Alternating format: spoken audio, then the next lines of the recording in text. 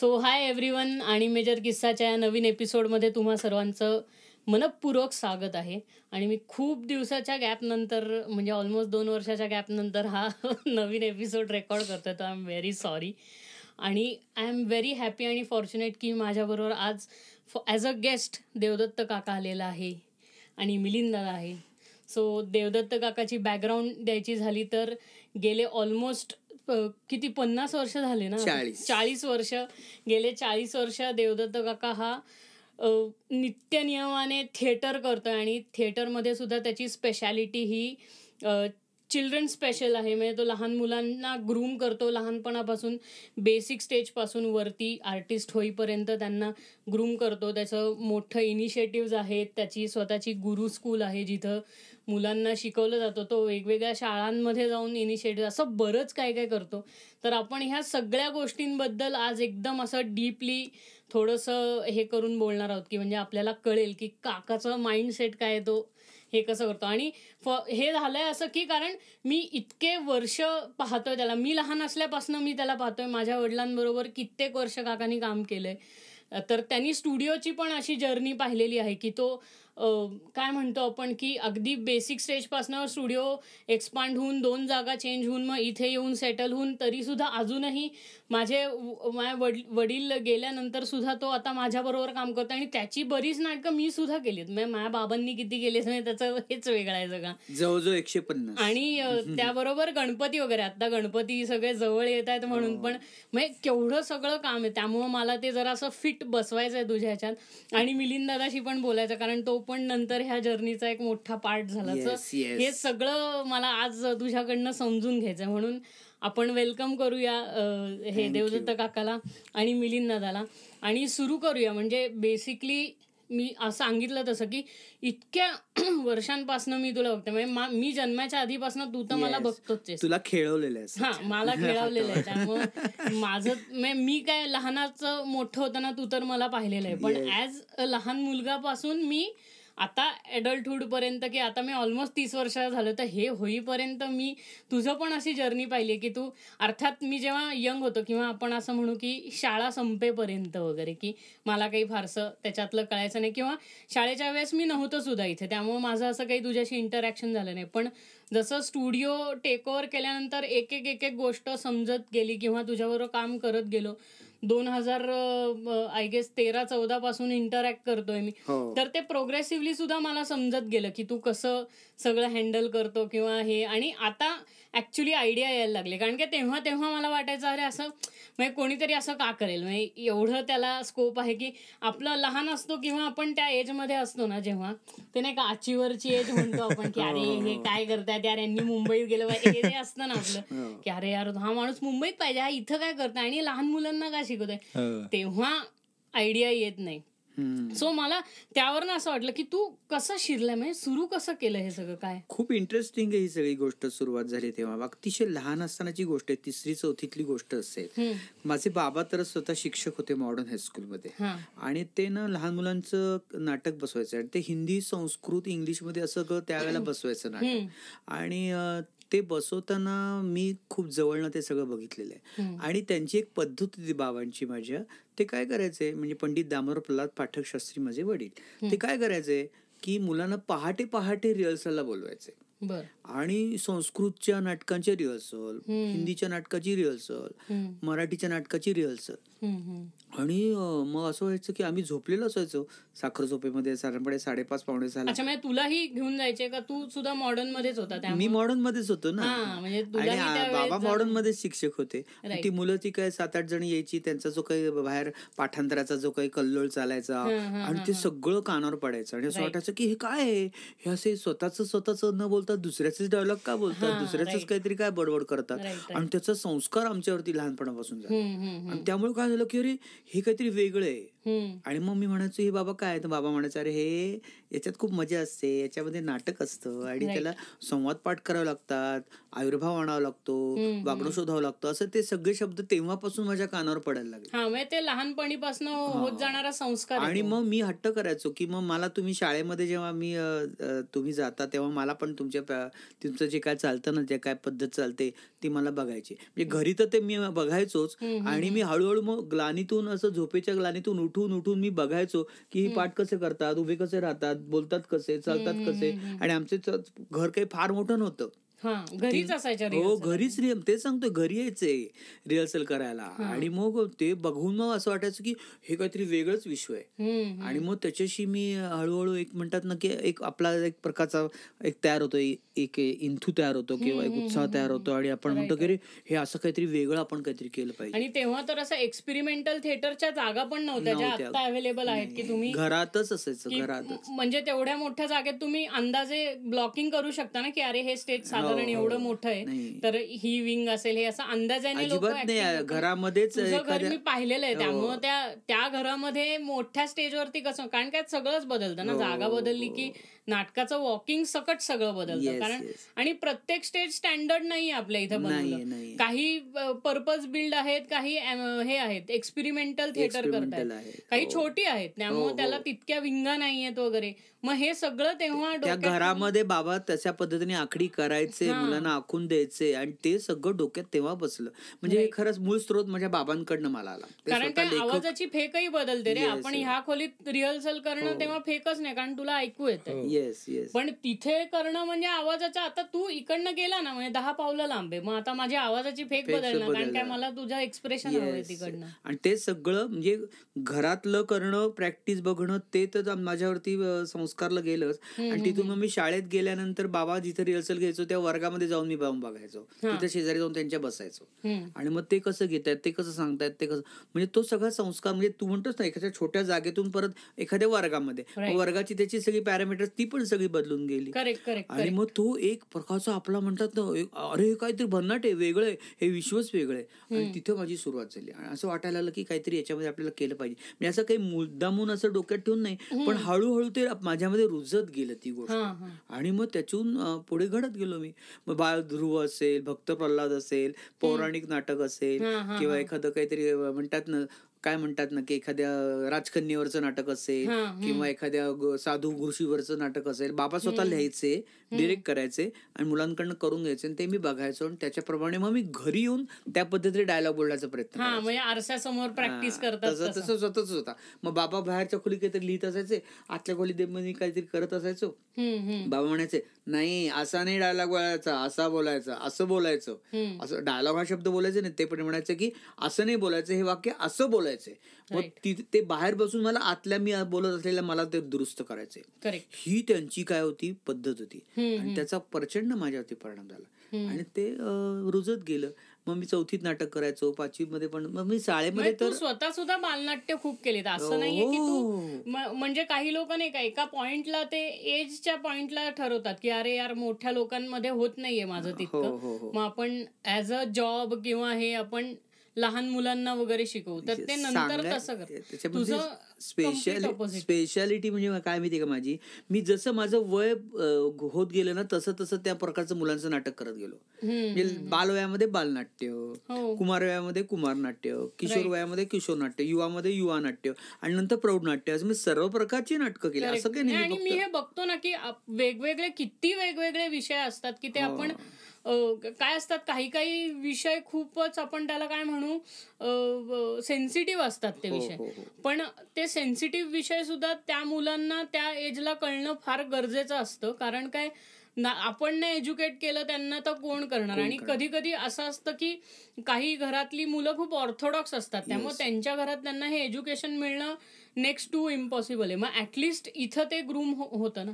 मग तुझं पण तसंच झालंय की तू लहानपणापासून ते बघत आलाय, मी स्वतःच ग्रूम होत गेलो. त्यामुळे मुलांना ग्रूम कसं करायचं हेही मला लक्षात आलं. आणि त्याला अतिशय माझा पाठीचा कणा म्हणतात ना, सपोर्ट सिस्टीम म्हणजे माझे वडील, त्यांनी मला हे सगळं या पद्धतीने. आणि ते म्हणले तुझ्यामध्ये ते आहे इन्स्टिंक्ट, तू काहीतरी हे करू शकतोस बाळा, आणि बघ तुला म्हणजे पुढे याचा पॅशन असणं गरजेचं आहे. कारण स्वतः ते उत्तम कलाकार, गायक, तबला उत्तम वाजवायचे, हार्मोनियम उत्तम वाजवायचे, चित्रकला उत्तम ज्योतिषी, उत्तम शिक्षक. म्हणजे त्यांना काय नव्हतं त्यांच्यामध्ये, कुस्ती खेळायचे, ते सगळंच त्यांच्यामध्ये होतं. ते सगळ्याच कला माझ्यामध्ये ते आणण्याचा प्रयत्न करायचे. पण ते असं मुद्दामून नाही, असं अजाणतेपणे तुझ्यावरती जसं घडेल तसं घडेल, तर त्याच्यातलं तू जे काही घेशील ते घेशील आणि त्याच्यातून तुला काय स्वतःला डेव्हलप होता येईल ते करायचं. त्या पद्धतीने मग तो संस्कार माझ्यावरती झाला आणि मग त्यातला इंटरेस्ट माझा तयार झाला. राईट. आणि मग मध्ये म्हणजे हे तर तुझ्या लहानपणाचं तुझं हे झालं, पण जेव्हा तू कारण काय तू प्रॉपर नाटक सुद्धा केलं, म्हणजे असं नाही की लहान मुलांचीच नाटक, तू स्वतः नाटकांमध्ये तुझ्या यंग एज मध्ये सुद्धा काम केलं, म्हणजे ऍडल्ट एज मध्ये आपण असं म्हणू की 20-30 मध्ये. तर त्याचा एक असं काही अनुभव की तिकडं काय असं घडत गेलं की मग तुझा कल पूर्णपणे लहान मुलांच्याच नाटकापर्यंत. मला म्हणजे असं तुझ्याकडनं हे काढून घ्यायचं की तू मग मुलांकडे आला कसा, की मला बाबा हे मुलांच्या ह्याच्यात करायला, छोट्या मुलांच्या मुलांकडे आलं. त्याच्या मागचं डिरेक्शन छोट्या माझ्याकडे दत्ता पुराणिक नावाचे आमच्या गल्लीमध्येच एक छान लहान मुलांचं नाटक करणारे लेखक दिग्दर्शक राहायचे. तर ते माझे बाबा त्यांचे ते दोघ जण मित्र, ते त्यांच्या एकमेकांकडे यायचे. ते म्हणाले तुमच्या मुलाला पण पाठवा माझ्याकडे, आमच्याकडे आम्ही बालनाट्य बसवतो, तर तुम्ही त्याला हे करा.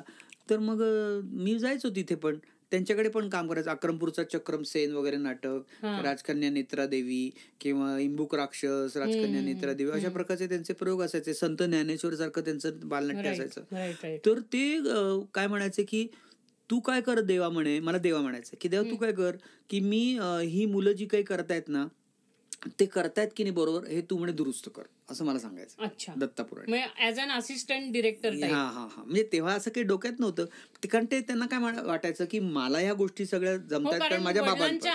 एक्झॅक्टली. त्यामुळे ते मला म्हणायचं की तू पण ह्याच्यामध्ये थोडंसं करण्याचा प्रयत्न कर. आणि मग मी ते सीन छोटे छोटे काय असेल ते माझ्या पद्धतीने मी बसवायचो. हा तर झालाच मुद्दा. मग त्यांच्याकडे मी 4-5 नाटक केले. आणि दुसरं असं की माझे गुरु वासुदेव पाळंदे, ते पण मला या संदर्भामध्ये त्यांनी पण फार मोठं मला घडवलं, छान घडवलं.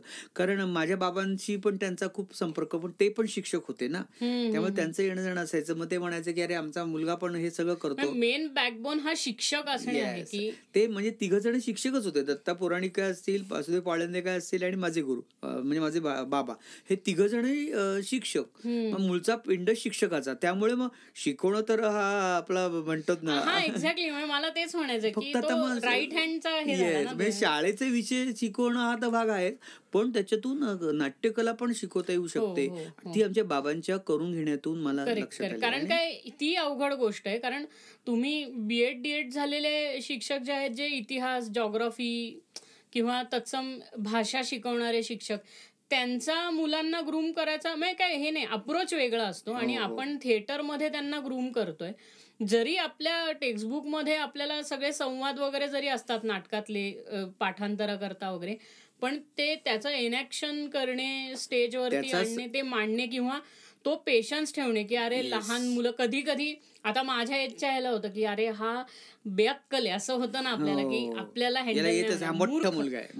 मोठं असं नाही की त्याला माहितीये, पण ती लहान मुलं असतात ना, ती चंचल असतात, तर त्यांचा मूड नसेल तर ते काही करणार नाही. पण कधी कधी असं असतं की माझ्या एजची लोक इम्पेशंट असतात त्या बाबतीत. कारण काय ते फास्ट ह्याची सवय लागलेली असते. मी माझा धीर कधी सुटला नाही, कारण माझ्यासमोर माझे वडील होते काय. एक्झॅक्ट. पण तेच किती महत्वाचं आहे ना, की करून घेताना करून घेणं, पेशन्स ठेवणं. कधीच नाही त्यांनी माझा धीर सुटू दिला. आणि दुसरं आमचे हे पाळंदे गुरुजी सर, ते सुद्धा करून घेताना त्यांचा सुद्धा कधी चिडचिड होताना मी बघितली. त्यांच्याकडे मी ते माझ्याकडे यायचे, पहाटे यायचे, अरे देवदत्त करून असे यायचे. आणि त्यांची पहाटवारी म्हणजे मला माझ्यावरती काही वेगळ्या प्रकारचे म्हणतात ना संस्कारच त्या निमित्ताने घडले. त्यांच्यावर चर्चा घडायची, काहीतरी गोष्टी घडायच्या. घेऊन जायचे मला, त्यांची छोटीशी लुना होती, त्या लुनावरती मागे बसायचं, चल माझ्या मागे. आणि मला फेरफटका घेऊन कुठं घेऊन जायचे. इकडे पर्वतीला घेऊन जायचे, इकडे आपल्या त्या बेताळ टेकडीच्या तिकडे घेऊन जायचे. आणि मग आम्ही 2 जण गप्पा मारायचो. असं भ्रमण पण चालायचं. हो, अक्षरशः खूप फिरवले. बाबा पण घेऊन जायचे, नंतर ते पण घेऊन जायचे.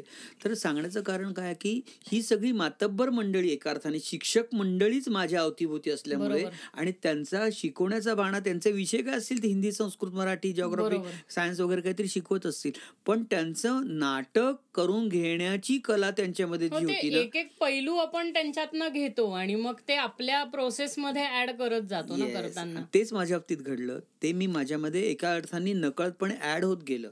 आणि माझ्यातला मी नुसता शिक्षक हा माझा इतर विषय शिकवणारा शिक्षक नाही, तर कला विषय शिकवणारा शिक्षक असा माझा पिंड त्या निमित्ताने घडत गेला. राईट. आणि म्हणून मी हे करू शकतोय असं म्हणायला हरकत नाही. म्हणजे पूर्वपीठिका माझी अशी आहे, माझी बॅकग्राऊंड अशी आहे की 3-3 शिक्षक मला त्यांनी या पद्धतीने काम करायला भाग पाडला असं नाही, पण माझा इंटरेस्ट त्यांनी जागृत केला. नाही, आता जर तुझ्यावरती ते हॅमरिंग होतच असेल की चारही बाजूने जर नाटक, शिक्षक हेच वातावरण असेल, तर नॅचरलीच आपण त्या ह्याच्यात सेट होऊन जातो ना, किंवा त्या ह्याच्याशी आपला संबंध येऊन जातो. पण आता मला म्हणजे तुला न्यायचं ह्या बाजूकडे की हे तर झालं, पण आता तुझे इंटरॅक्शन्स, म्हणजे तू जेव्हा सुरुवातीला ठरवलं की हा बाबा हा पहिला दिवस आहे माझा, आजपासून मी मुलांना नाटक वगैरे करायला शिकवणार किंवा हे, तर मग तो पहिला दिवस किंवा ते पहिलं नाटक, त्याच्यामध्ये काय चॅलेंजेस किंवा काय? फार मोठा माझ्या आयुष्यातला दिव्य दिवस होता. म्हणजे मला आठवतंय, माझे गुरु वासुदेव पाळंदे ते माझ्या घरी आले. त्यावेळेला फोन वगैरे आमच्याकडे नव्हता. ते माझ्या घरी आले की म्हणाले, अरे असं एक सेंट्रल गव्हर्नमेंटची कार्यशाळा. त्यावेळेला माझी 12वी नुकतीच झाली होती, मी मोकळा होतो. मी आधीपासून सगळ्या गोष्टी थोडं थोडं करत होतो आपल्या आपल्या पद्धतीने. आणि त्यावेळेला मी संस्था पण माझी काढली होती स्वतःची, आणि ती संस्था काढून मी त्याच्यामध्ये माझं मी काम पण सुरू केलं होतं. पण हे सगळं त्यांना माहिती असल्यामुळे आणि बाबांच्यामुळे जास्ती माहिती असल्यामुळे ते माझ्याकडे आले, म्हणाले की अरे की तुला एक बाल गुन्हेगारांची कार्यशाळा घ्यायची, जी मुलं जुव्हिनाईल, हो अशा मुलांची कार्यशाळा घ्यायची. बाल गुन्हेगार म्हणजे जुव्हिनाईल हे आता सांगायला लागतं. पण त्यावेळेला असा शब्दप्रयोग त्यांनी केला होता की म्हणलं म्हणजे काही नाही, एकाने मुलांनी काय केलं, छोट्या भावाचा हातच तोडलाय किंवा आईच्या डोक्यात दगड घातलाय किंवा काय अशा प्रकारचे काहीतरी गुन्हे केलेत त्यांनी. आणि अशी मुलं त्यांच्याच आसपासच्या परिस्थिती कारणीभूत असतात. आणि ती मुलं एका ठिकाणी राहतात, ती बाल गुन्हेगार केंद्र आपल्या ह्याच्यामध्ये येरवड्याला, तिथे जाऊन तुला ते घ्यायचंय. करेक्शन सेंटर मोस्टली असतं. आणि ते 40 दिवसाचं कार्यशाळा होती ती बाळा. आणि 40 दिवस मी जायचं आणि ते करायचं. आणि ते म्हणले मला तर शक्य नाही, कारण मी दुसरीकडे कुठेतरी. त्यांचा पर्स्पेक्टिव्ह हा असेल की त्यांना त्या मुलांना गुन्हेगारी प्रवृत्तीतनं बाहेर काढण्याकरता हे कळावं त्यांना की काय असतं, की नाटक कसं केलं असतं. कारण काय नॅचरली लहान मुलांना ओढ असते या गोष्टीची, आणि तुम्ही त्यांना उभं केलं तर ते करतात. कम्प्लीट विरुद्ध सगळं घडलं, तू म्हणतोस त्याप्रमाणे. मी गेलो तर तिथल्या अधीक्षकांनी माझ्याकडे पहिल्यांदा म्हणलं, मी असं कार्यशाळा घ्यायला आलोय, आपल्या 4 दिवसाची आहे. हो ते तिकडे डॉर्मेटरीमध्ये मुलं आहेत, तुम्ही तिकडे जा, तुम्ही बघा म्हणे तिकडे. अच्छा, म्हणजे बेसिक पासूनच तुला करायचं, म्हणजे त्यांना बोलवण्यापासून तुझं हे. मी गेलो तर डॉर्मेटरीमध्ये कोणीच मुलं नव्हती अजिबात. बर. आणि मी म्हणलं, ती मुलं कुठे आहेत? हा येतील ती, तुम्ही बसा जरा तिथे. म्हणलं ठीक आहे. मी 5 मिनिटं थांबलो, 10 मिनिटं थांबलो, 15 मिनिटं थांबलो, कोणीच आलं नाही. म्हणलं आता काय करायचं? म्हणलं हो. परत मी जाऊन त्यांच्याकडे जाऊन बोललो, म्हणलं हो ती आलीच नाहीत मुलं अजून. ते म्हणलं हो का, मग बघा इकडे तिकडे कुठे दिसत आहेत का तुम्हाला, खेळत असतील इकडे तिकडे गेले. म्हणजे माझी सुरुवातच इतकं, मला लेसनच असा बडा मिळाला तुला सांगतो मी. हो इतका.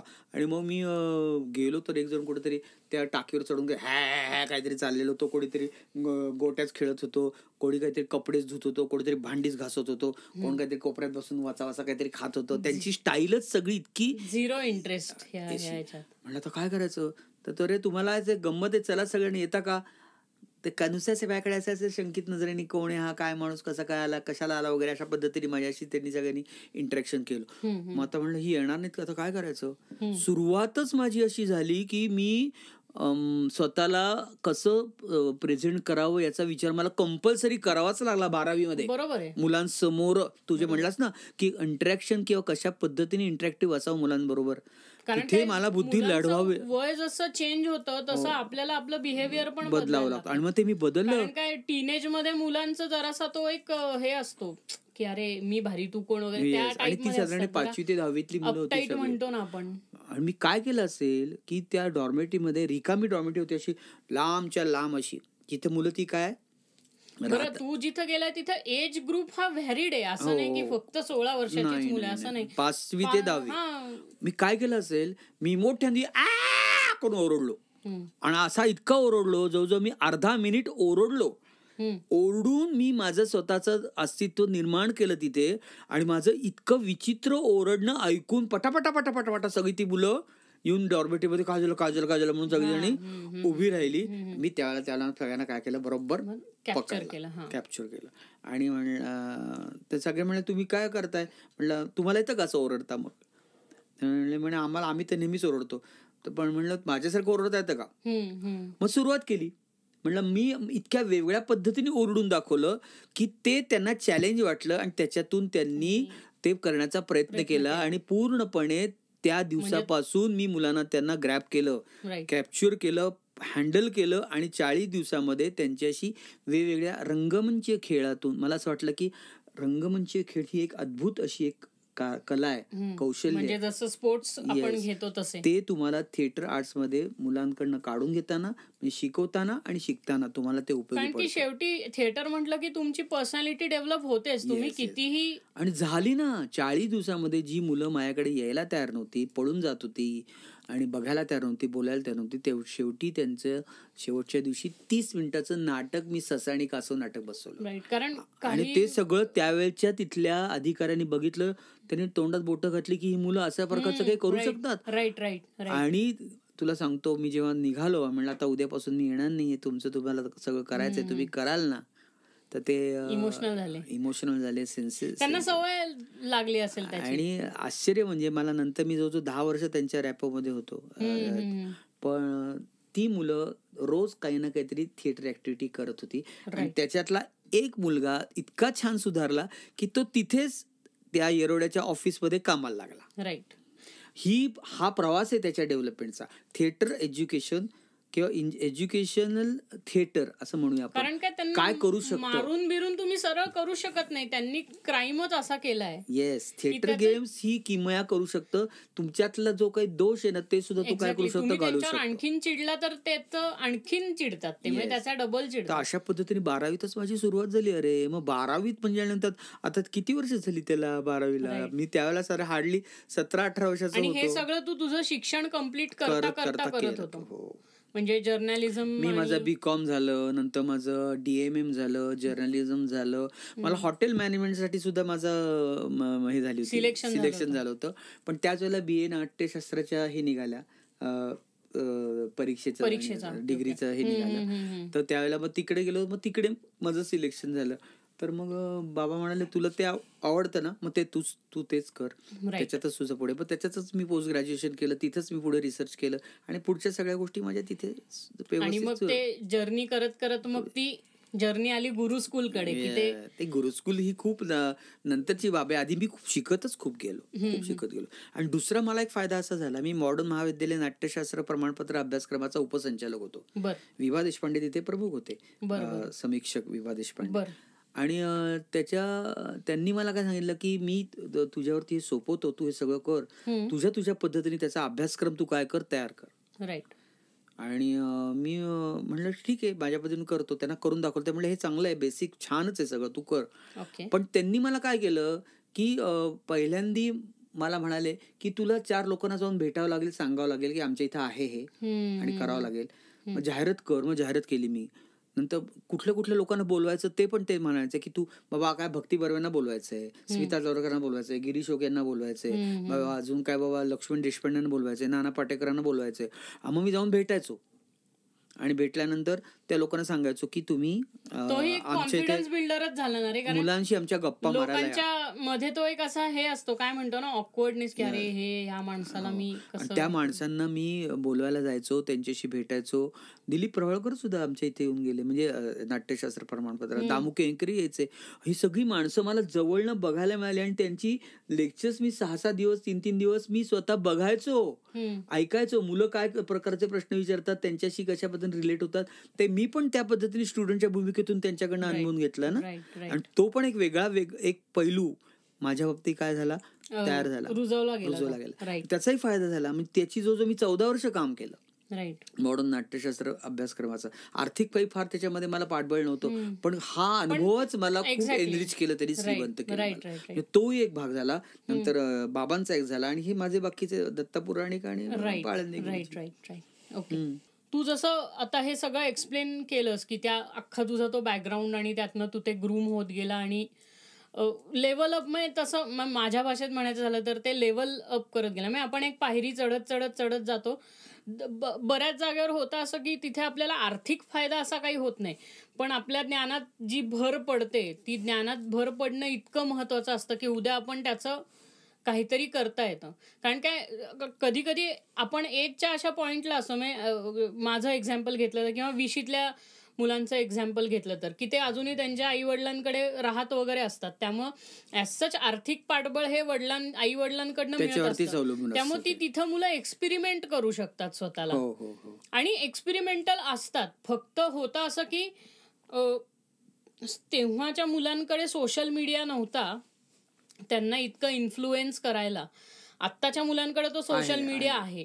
सोशल मीडियाचा ऍक्सेस हातामध्ये असल्यामुळं आजकाल मुलं काय म्हणतात, बॅड क्वालिटीच्या सुद्धा गोष्टी ऍब्सॉर्ब करतात आणि बॅड क्वालिटीचं एज्युकेशन पण ऍब्सॉर्ब करतात. का? कारण शाळेत बाईंना XYZ हे शिकवायचा कंटाळा आला किंवा त्या प्रोफेसर तुमच्या कॉलेजमधले म्हणतात की हे तुम्ही तुमचं सेल्फ स्टडी करून घ्या आणि स्किप करतात. कारण कॉलेजचं पण असं एका पॉइंटला आलेलं असतं की आता परीक्षा आल्यात आणि आम्हाला पोर्शन संपवायचा वगैरे, हे सगळे विषय त्याच्यात असतातच. कुठल्याही डिपार्टमेंटमध्ये असतो. इट्स नॉट जस्ट की सायन्समध्ये आहे, आर्ट्समध्ये वगैरे सुद्धा असतं की तुम्ही तुमचं करा. तर पण त्यामुळे होतं कसं, मुलं युट्यूबवर वगैरे जाऊन त्याचं एज्युकेशन घेतात आणि युट्यूबवरती कधी कधी तुम्हाला चांगलं मार्गदर्शन मिळेलच ह्याची शाश्वती नाही.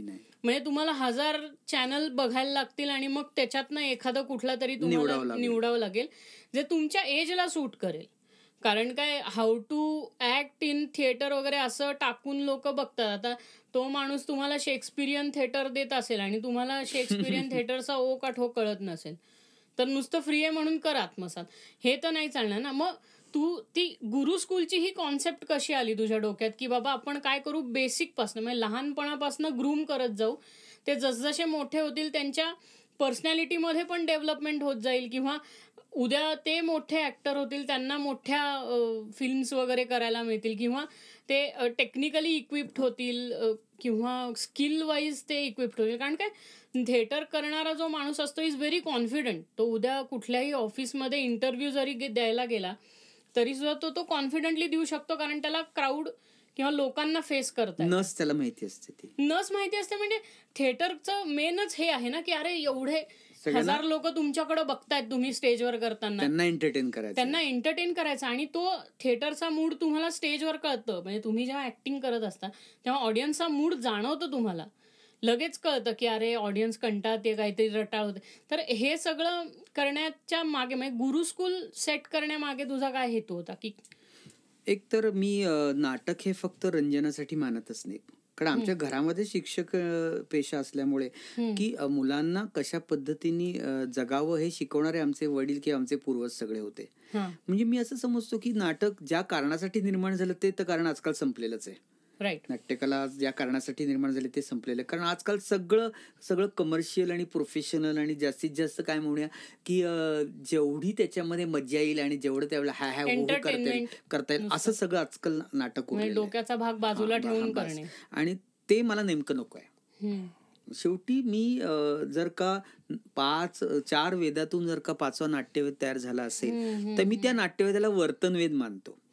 माझं स्वतःच कोट आहे की नाट्यवेद नाही, हा वर्तनवेद आहे. आता वर्तनवेद हा शब्द सुद्धा कोणाला फारसा कळणार नाही, ज्याला तुम्ही बिहेवियरशी त्याचा संबंध जोडू शकता, वागण्याशी संबंध जोडू शकता.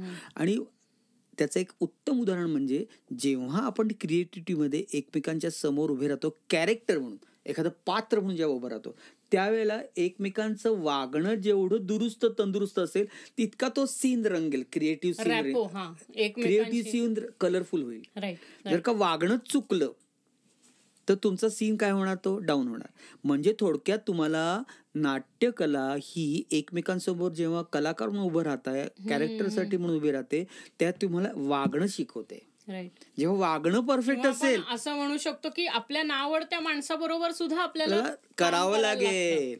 जसं की आता असं म्हणतात की खूप वेळा दिलीप कुमार आणि वैजयंती मलाचं भांडण होतं एकमेकांचं, खडे म्हणजे एकमेकांचे शत्रू, पण ते जेव्हा स्क्रीनवरती ऑन स्क्रीन जेव्हा आले तेव्हा त्यांनी, म्हणजे तेच मला म्हणायचंय तू म्हणल्याप्रमाणे की एकमेकांच्या समोर वागण्याच्या दृष्टिकोनातून कॅरेक्टर उभं करणं किती अवघड आहे, आणि तेच जगण्यामध्ये पण तितकंच महत्वाचं आहे. करेक्ट. वागणं हे जर का जगताना जर का तुम्हाला सापडलं नाही, योग्य सिच्युएशनला योग्य पद्धतीने तुम्हाला वागता आलं नाही, ते करेक्ट करता आलं नाही, तर तुम्ही काय जगलात. बरोबर आहे. जसं आजकाल मुलांना जर का कोणा शेजारी डेथ झाली तरी मुलं शेजारी काहीतरी खेळत असतात, व्हिडिओ आणि गेम बघत असतात.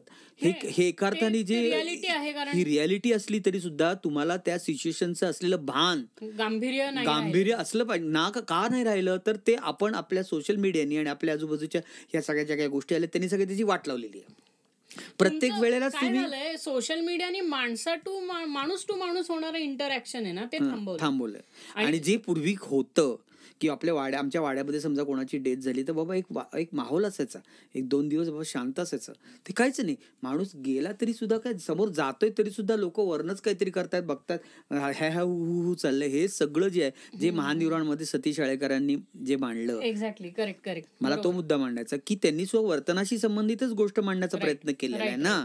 मग तेच मी म्हणतोय की तोच वर्तनाच्या संदर्भातला धागा पकडूनच आपण काम केलं पाहिजे आणि थिएटर आर्ट त्याला उपयोगी पडू शकतं. त्यांनी तर ते अशा काळात मांडलं जेव्हा सोशल मीडिया नव्हता तेव्हा, पण ते आजही म्हणजे आता त्याला 50 वर्ष होतील तेव्हा सुद्धा ते तितकंच रेलिव्हंट आहे. किंबहुना असं म्हणू शकतो की आता जास्ती रेलिव्हंट आहे तेव्हाच्या ह्याच्यापेक्षा. येस, म्हणून मी असं म्हणतो की इक्विपमेंट्स मिळतील, कौशल्याचे भरपूर टेक्निक्स तुम्हाला मिळतील, पण वागणं शिकवणारं टेक्निक कोण देणार तुम्हाला, तर ते नाटक देतं.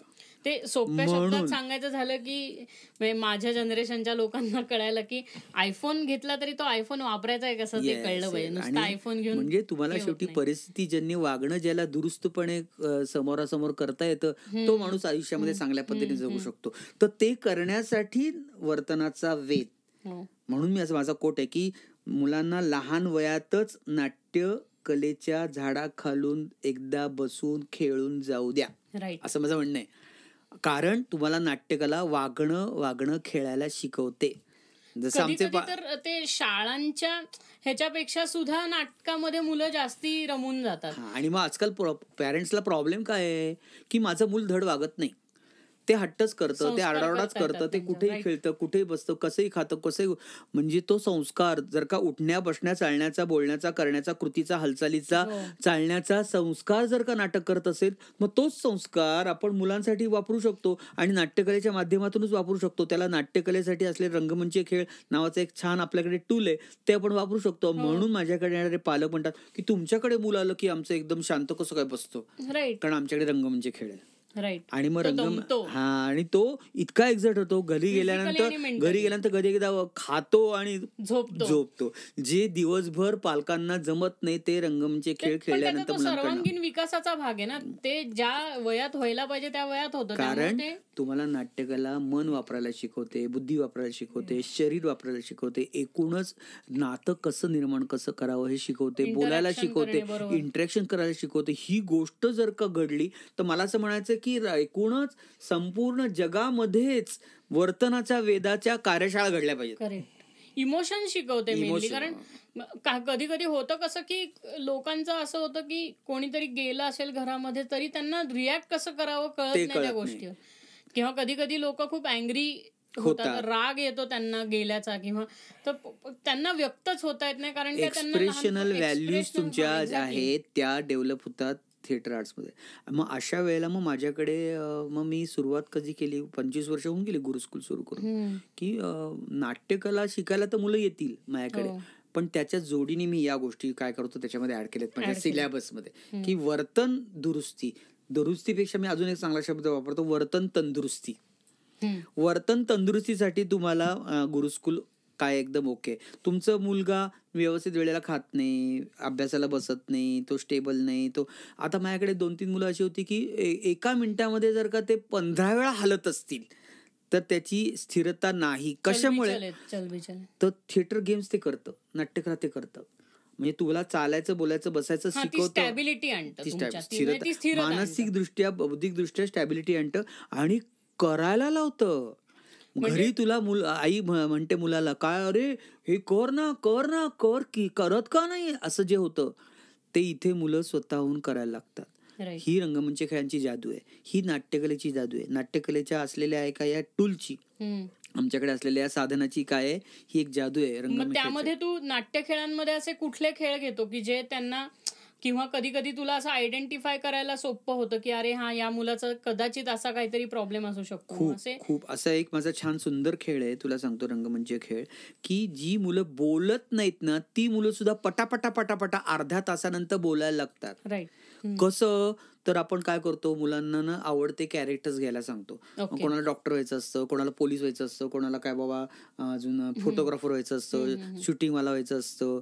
आता हे आम्ही कॅरेक्टरची एक लिस्ट तयार करतो. समजा काय 40 मुलं आहेत, 40 कॅरेक्टरची 40 नावं मुलांना द्यायची आणि त्याप्रमाणे काय करायचं, त्याला डोळे बंद करून त्याच्याप्रमाणे आधी उभा राहा, त्याच्याप्रमाणे हालचाली कर, त्याच्याप्रमाणे कृती कर आणि असं करून मग 10चं सर्कल आतमध्ये मुलांचं, 10चं सर्कल बाहेर मुलांचं आणि एकमेकांचे काय पार्टनर व्हायचं. आणि एकमेकांशी तू पोलीस आहेस, तुला पोलीस आवडला आणि मला काय बाबा काय व्हायला आवडलं डॉक्टर, तर मी डॉक्टर सारखं तुझ्याशी बोलणार, तू पोलिसासारखं माझ्याशी बोल. डॉक्टर पोलीस एकमेकांशी बोलणार म्हणजे आमचा दर्शन बोलणार नाही, दर्शनचा पोलीस बोलणार आणि देवदत्त सरांचा इन्स्पेक्टर दर्शन आणि डॉक्टर देवदत्त असं एकमेकांशी बोलणार. आणि हे सर्कल आम्ही आतून फिरवतो. म्हणजे एक मुलगा एकाच वेळेला 20 जणांशी बोलतो सर्कल पूर्ण करून आणि 20व्या वेळेला तो इतका इंथू होतो, इतका उत्साह त्याचा वाढतो बाळा, की तो त्याचं बोलणंच थांबत नाही. आणि अशा ह्याच्यामध्ये न बोलणारी अत्यंत शांत असणारी मुलं सुद्धा बोलती होतात. हा रंगमंच खेळांचा परिणाम. आणि हा माझा रंगमंच खेळ जो आहे हा अनेक शाळांमध्ये इतका उपयुक्त होतो की काही न बोलणारी, न व्यक्त होणारी, एकदम शांत असणारी, नंतर ढ असणारी, मट्ट असणारी, अतिशहाणे असणारी, सर्व प्रकारच्या कॅटेगरीतली असलेली मुलं व्यवस्थित बॅलन्स होतात. फास्ट आणि खूप स्लो वाली मुलं सुद्धा बरोबर ते बॅलन्स मध्ये येतात आणि बोलतात. हे रंगमंच खेळांचं काय एका अर्थाने योगदान आहे. आणि तो म्हणजे पहिल्या 5 लोकांशी बोलल्यानंतर तो स्वतःच्या पद्धतीने विचार करतो, कल्पना करतो, दुसऱ्याचं काहीतरी अनुकरण करून बघतो आणि करण्याचा प्रयत्न करतो. कितीतरी गोष्टी आहेत त्याच्यामध्ये. कल्पना वापरतो, विचार वापरतो, स्मरण वापरतो, नंतर कृती करायला शिकतो, स्वतःचा उत्साह कशा पद्धतीने वापरायचा, तो उत्साह कसा वाढवायचा, ते इतक्या सगळ्या गोष्टी तो त्याच्यामध्ये करण्याचा प्रयत्न करतो. कोकोमेलनपेक्षा तर खूपच चांगलं. निश्चित. आणि हे लाईव्ह आहे. हो, लाईव्ह आहे, यांत्रिकी नाही.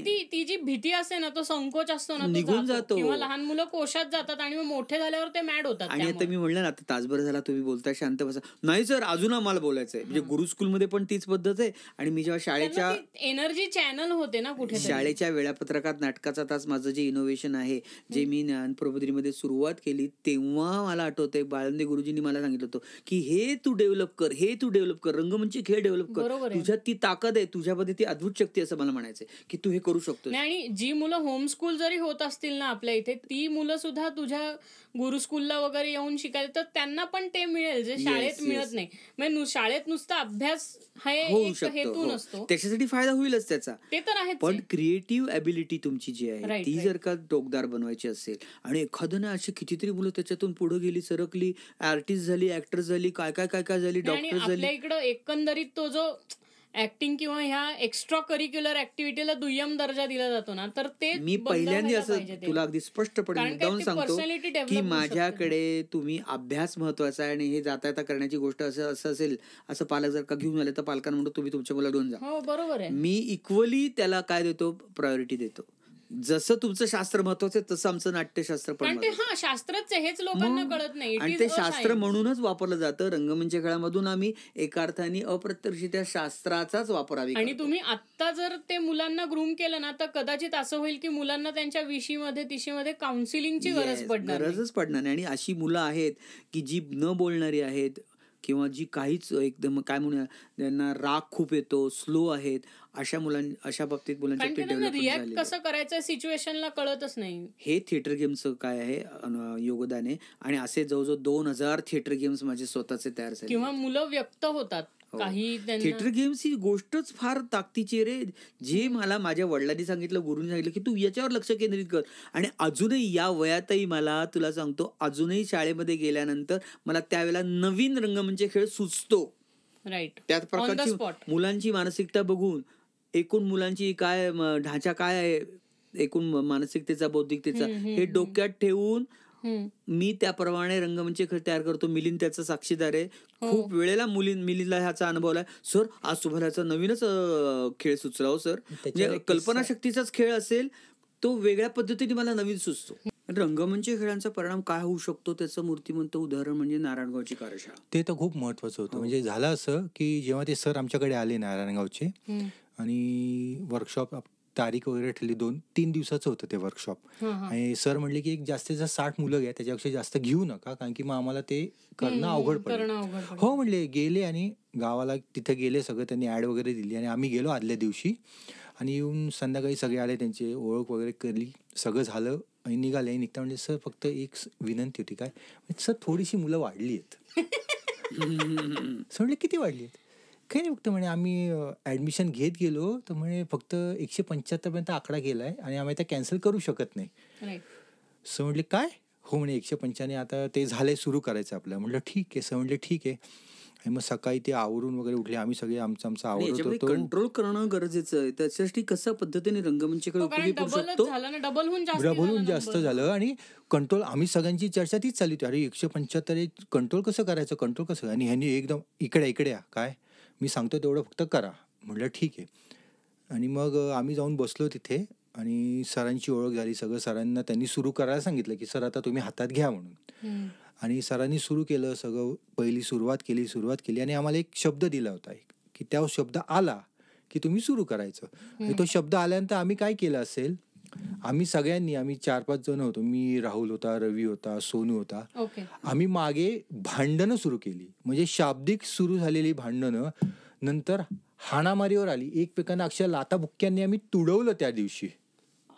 ऍक्टिंग केली, तुडवलं, इतकं लाईव्ह झाला. आणि सगळे लोक आम्हाला काय चाललंय म्हणे पोरांचं, म्हणे आपल्या नारायणगावचं नाव खराब केलं, कुठल्या कॉलेजची मुलं आहेत, हे आमच्या कॉलेजची नाही, हे आमच्या कॉलेज कुठली मुलं आहेत. आणि सगळं आमची भांडणं सुरू झाली. सरांनी फक्त हात केला, आता बास, की आम्ही सगळे शांत होऊन सरांच्या मागे जाऊन उभे राहिलो. तिथून जे सगळ्यांना लक्षात आलं आणि सगळ्यांनी इतकं जोरात त्याचं स्वागत केलं. इतक्या गोष्टी म्हणजे त्याच्या बाबतीत घडल्या. आणि 175 मुलं पिन ड्रॉप सायलेन्स होती, जे सांगेल तसंच सगळं करत होती.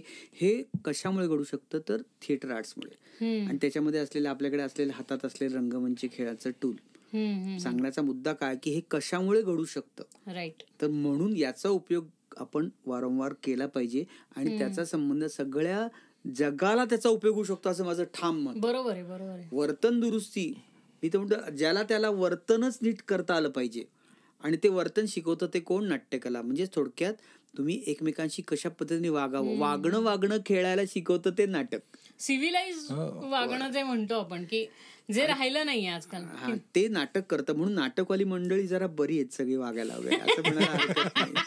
हो की नाही? म्हणजे चित्रपटवाली सुद्धा मी म्हणत नाही, पण नाटकवाली जी नाटक करतात, जी थिएटर ग्रुप मधून पुढे येतात ना मुली, ती जरा वागायला जरा बरी असतात असं म्हणायला हरकत नाही. त्याच्या मागचं कारण कसं आहे की एकमेकांची बॉन्डिंग पण खूप चांगलं असतं, कमिटमेंट असते. कधी कधी काय होतं की काही मुलांना त्या आधाराची गरज असते ऍक्च्युअली.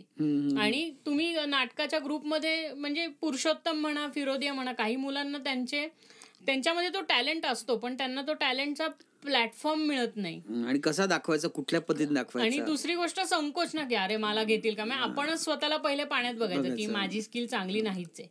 ते सगळं तोडून मोडून टाकतं, हे बाहेर पडतो. आणि आपण मुलांना हेल्प होते कारण इतर लोकांशी तुमचं इंटरॅक्शन होतं, 4 वेगळे तुम्हाला ओपिनियन मिळतात. किंवा आजकालची खूप महत्वाची गोष्ट म्हणजे क्रिटिसिझम झेलणे.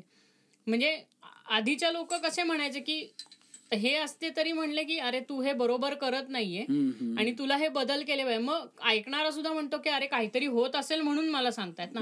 इगो हर्ट करून घेत नाहीत ते. म्हणून आपण एक नवीन पद्धत त्याच्यामध्ये सुरू केली. जसं डान्स थेरपी, म्युझिक थेरपी, तसं ड्रामा थेरपी हा शब्दप्रयोग पहिल्यांदा मी आणला असं म्हणायला हरकत नाही. ड्रामा थेरपी, की जे मूल, ज्या मुलाबद्दल तक्रारी आहेत, शाळेमध्ये तक्रारी आहेत, घरी तक्रारी आहेत, सोसायटीमध्ये तक्रारी आहेत, वेगवेगळ्या एजच्या फेजमध्ये तक्रारी आहेत, अशा मुलाला स्टेबल करण्यासाठी म्हणून ड्रामा थेरपी आहे ती मी यूज करतो. माझ्याकडे असं स्पेशल काही केसेस आहेत की जी मुलं पूर्णपणे हाताबाहेर गेलेत, पालकांना ती अजिबात कंट्रोल म्हणतात ना करता येत नाहीत, अशा मुलांसाठी म्हणून वयवर्ष असं 5 नाही, वयवर्ष 30चा सुद्धा मुलगा आपण कंट्रोल करू शकतो ड्रामा थेरपीच्या माध्यमातून. आणि त्याच्यासाठी आपण साधन म्हणून वापरतो. पण ही नक्कीच अँप्लिफाय होत जाते. जर लहानपणी तुम्ही या गोष्टीकडे दुर्लक्ष केलं तर मोठेपणी ही खूपच लाऊड होऊन जाते. त्यामुळे आता मुलांचं तू बघतो ना की कसे एकदम चिडून जातात, किंवा त्यांना कोणीतरी बोललं की एकदम इगो हर्ट झाल्यासारखेच वागतात ते, की लोक तुम्हाला क्रिटिसाइज करतात ते तुमच्या चांगल्या करता करतात हे त्यांची समजून घ्यायची कपॅसिटी नसते, किंवा लहान वयातच जर काही गोष्ट झाली तर ती नकार कारण हे करणे. आता जसं साधं एक्झाम्पल घ्यायचं झालं तर परीक्षांमध्ये तुम्ही, आता मी होतो तोपर्यंत मला शाळेत पेपर द्यायला लागायचे आणि नापास बिपास सगळं केलेलं आहे. आता ते नापास करायचं नाही वगैरे असं काही नाही, पण ते नापास केल्यामुळं तुम्हाला ते एक क्रिटिसिझमच आहे ना तुमचं, की तुमच्या मेंदूची ठराविक कुवत नाहीये, तर ती ग्रूम करण्याकरता तुम्ही काहीतरी करा, किंवा तुमच्या मुलाची काहीतरी स्पेशल नीड आहे हे समजून घ्या. की आपल्या इथं नाही का ऑटिझम असलेली वगैरे मुलं असतात. आमच्याकडे आमच्या शाळांमध्ये सुद्धा मला काही मुलं ऑटिझम असलेली मुलं असतात, नंतर अपंग मुलं तर असतातच, डेफेंडम असतात, मतिमंद असतात, अंध असतात, सर्व प्रकारच्या मुलांना आपण हे सगळं काम करायला देतो बरं का थिएटर गेम्सच्या माध्यमातून. प्रत्येक मुलाला तुम्ही तुझ्यावरती कोणीतरी करणी केली आणि तू भूत आहे, तुम्ही आयडेंटिफाय करून घ्या ना की त्या मुलाला ऑटिझम आहे. काय असतं आई वडिलांनाच माहिती नसतं त्याला काय, पण काही अर्थी टीचर्स असतात ना हे वेल इक्विप्ड असतात हे समजून घ्यायला. किस्सा सांगतो की आमच्याकडे 2 ऑटिझमची मुलं होती माझ्या विद्यावली शाळेमध्ये. तर ती त्यांच्या पॅरेंट्सचं म्हणणं काय की आमच्या त्या प्रिन्सिपलचं म्हणणं काय, सेनगुप्ता मॅडम, की तुम्ही नॉर्मल मुलांमध्येच त्यांना राहू द्या. बरोबर. म्हणलं ठीक आहे राहू दे, पण म्हणलं मला मी त्यांची सिम्पटम्स विचारली काय काय काय काय, तर ते एकदम एक्साइट होतात आणि एकदम हायपर होतात आणि रिॲक्ट होतात असं. तर मग सगळी मुलं तर म्हणली की ती मुलं कशाला सर आमच्या बरोबर कशाला, म्हणलं नाही राहू दे, कारण लहान मुलांना तर नाही कळत त्याला. थिएटर गेम सुरू झाल्यानंतर तो इतका मुलं ती एक्साइट झाली, इतकी शार्प इंटरॅक्ट व्हायला लागली. आणि माझं काही 4-5 वाक्य झाले की त्याच्यावरती सर मला सांगायचंय सर, राईट असो. आणि मग मी सगळी मुलं म्हणायची हा डिस्टर्ब करतात, म्हणजे नाही थांब जरा. मी पहिले मला आठवतंय 7-8 तास त्या मुलांना काय केलं, तुला वाटतं ना बोलायचं बोल. नंतर असं झालं की तो मुलगा हळूहळू नॉर्मल पद्धतीने रिॲक्ट व्हायला लागला, व्यक्त व्हायला लागला. हे नाट्यकलेचं काय इप्सित आहे, हे थिएटर गेम्सचं काय गमक आहे. राईट. कारण की तो वेळच तुम्ही देऊ शकला नाही तर तुम्हाला कळणारच नाहीये त्याला काय होतं. आणि आपण प्रत्येक कुठेही जा, कुठल्याही प्लॅटफॉर्मला जा, जगात देऊन आणि हे देऊन अगदी सांगायला हरकत नाही, जगात कुठेही जा तुम्हाला थिएटर आर्ट्स ही गोष्ट आणि त्याच्यात थिएटर गेम्स सारखी गोष्ट ही तुम्हाला तुमचं एक्सप्रेशन व्हॅल्यूज वाढवते. किंवा काही क्रॉनिक सवयी असतात ना त्या पण काढू शकते, की नाही का खोटं बोलणे सर्रास, किंवा असं कुठेतरी गेलं छोटंसं काहीतरी. क्रॉनिक वरनं आठवतो आम्ही भिकारी मुलांवर काम जेव्हा केलं तर ती मुलं त्याच्यातल्या बऱ्याच जणांना 40% मुलांना व्यसनच होतं. थिएटर गेम सुरुवात केली ना की असं जायचं, जाऊन यायचं, काहीतरी व्हाईटनर खायचं किंवा जर्दा खायचा, त्यानंतर काहीतरी कुठले तरी ड्रॉप्स टाकायचं, यायचं. तर एकदा दोनदा माझ्या लक्षात आल्यानंतर तिथल्याच एका मुलाने मला सांगितलं की सर ही मुलं काही तसं नाहीये, त्यांना काय असे ह्याला लागत नाही शिवला, ते वेगळ्या करण्यासाठी नशा करता. गेलो बघितलं तर मी काय केलं असेल की पूर्णपणे त्याला जायचं असेल ना तर त्याला म्हणायचं मी की हा 2 तासाचा थिएटर गेम पूर्ण कर आणि मग जा, मग तुला काय करायचं ते कर. पण इतकी त्यांना थिएटर गेमची सवय लागली, इतकी व्यक्त व्हायची सवय लागली की त्यांनी हळूहळू त्यांची नशा विसरली. डिस्ट्रॅक्ट करायचं त्याच्यापासून. थिएटर गेम्स तुम्हाला चांगल्या गोष्टीला काय करतो, प्रभावित करतो आणि वाईट गोष्टींपासून तुम्हाला लांब ठेवतो. बरोबर आहे. जसं नाट्यकला महत्वाची. जसं आम्ही राठीमध्ये जेव्हा घ्यायचो नाटकाचा तास, तेव्हा 1 वर्ष असं झालं की तास सुरू झाला आणि नेमका त्या बॅचमध्ये जवळजवळ 8 ते 10 मुलं ही खूपच गुंड प्रवृत्तीची होती. म्हणजे ते शिक्षकांना उलटं बोलायची, हे करायची. आणि जसं एंड आम्ही त्या मुलांना एकत्र केलं आणि त्यांचा प्रयोग बसवला नाटकात, त्यांचं नाटक बसवलं ढिंच्याक भार, आणि तो स्पर्धेला पाठवला. तर मॅडम आम्हाला सगळे सांगतात सर तुम्ही त्यांचं पाठवू नका, ती मुलं घोळ घालतील, म्हणजे तुम्ही बघा तर खरं. तर त्यांनी त्यावर्षी सगळ्या स्पर्धांमध्ये ते नाटक पहिलं आलं, कारण गुंड मुलं, आउट ऑफ द बॉक्स झालं ना एकदम. गुंड मुलांचं नाटक, म्हणजे जी मुलं ऐकू शकत नॅचरल, म्हणजे आम्ही म्हणत नाही क्लासची मुलं आणि शिक्षकांचं म्हणणं की ते त्या पद्धतीचे. आम्ही कुठल्याही मुलाला गुंड किंवा तो वाईट असं कधीच म्हणलं नाही. लेबल लावत नाही, लोक लेबल लावत. मला कुठल्याही प्रकारची मुलंच चालतात. मी माझ्या सगळ्या शिकवण्याच्या पद्धतीमध्ये रंगमंच खेळांप्रमाणे मुलांची वय, बाल, किशोर, कुमार, युव, त्यांची मानसिकता, त्यांची बौद्धिकता आणि त्यांची शारीरिकता याची क्षमता मी बरोबर लक्षात घेऊन मी माझ्या रंगमंच कारण ह्याच्यात ते हे पण होतं ना की शाळा म्हटली की एका ठराविक वयाची मुलं असली की एखादा जाड असणारे, एखादा गोरा, एखादा काळा, एखादा ठेंगणा, एखादा हे किंवा काही एक अपंग असणारे. तर कसं होतं की तुम्ही जर असे काही त्यांच्याबरोबर प्रोग्राम्स नाही केले ना, तर जी मुलं आहेत की त्यांना असं चिडवलं जातं, ज्याला आपण बुली करणे असं म्हणतो, की त्यांना चिडवलं जातं, तर ती मुलं एका कॉर्नरला निघून जातात. हो, तसं मी माझ्या तर त्या सगळ्या ह्याच्यात नाही, मी तेच म्हणतो की त्यांना जर ह्या ऍक्टिव्हिटीमध्ये सगळं एकत्र आणलं ना, तर आपण मुलांची ती नजर मारतो हे करायची की हा काळा, हा गोरा, हा जाड, हा बुटका, हा उंच, खूप उंच वगैरे असं. थिएटर आर्ट्स तुमच्या या सगळ्या प्रकारच्या ज्या आहेत संकोच आहेत ना, ते सगळे निघून जातात. संकोच पण आणि न्यूट्रल पण करणे की कारण काय होतं, 4 आम्ही लोक आहोत, 4 मुलांचा ग्रुप, आणि हा वेगळा दिसतो ना, तर मग आम्ही त्याला बुली करणार, म्हणजे हे की मग त्याला हे कर, टपली मारून जा, हे होतं. आणि हे लहान वयातच मुलांच्या बाबतीमध्ये अशा प्रकारचं घडलं पाहिजे, जे थिएटर आर्ट्स आलं पाहिजे. म्हणून आम्ही राष्ट्रीय धोरण जे आहे आपलं, त्याच्यामध्ये आम्ही आरडाओरडा करून सांगतोय कायम की तुम्ही कंपल्सरी ड्रामॅटिक्सचा तास करा, कंपल्सरी ड्रामॅटिक्सचा तास करा. तो फक्त विशिष्ट वयामध्ये आला पाहिजे असं नाही, पहिलीपासून तुम्हाला ड्रामॅटिक्स आलं पाहिजे. जसं की खाऊ पिऊची शाळा आहे, शिशूची शाळा, त्याच्यामध्ये चिमणा आला भूर, कावळा आला भूर, बगळा आला भूर, गेंडा आला भूर. आता ह्याच्यामध्ये पण एक्सप्रेशन आहे, ते एक्सप्रेशन सुद्धा लहानपणापासूनच मुलांमध्ये जेव्हा येतं, त्याच्यासाठी जर का ड्रॅमॅटिक्स जर का योग्य पद्धतीने वापरलं, तर मला असं वाटतं की कुठल्याही प्रकारच्या मुलांमध्ये न्यूनगंड राहणार नाही, संकोची अवस्था राहणार नाही, अवघडले पण राहणार नाही, त्याचं व्यक्त होणं अतिशय फेअर. कारण काय, अशी मुलं जर शाळेच्या एज मध्ये बाजूला पडली ना, तर ते पुढे जाऊन खूप वेगळ्या लेवलला जातात. प्रत्येक ठिकाणी जिथं जिथं शाळा आहेत, जिथं जिथं मुलं आहेत, तिथे तिथे थिएटर आर्ट्स किंवा नाटकाचा तास हा असलाच पाहिजे. अजून नाही, अजून नाही, म्हणजे कारण का त्याचा ना इम्पॅक्ट खूप वेगळा आहे. लोकांना माहिती नसतं किंवा आपल्याकडे इन जनरल अवेअरनेसच खूप कमी आहे ह्या गोष्टींचा.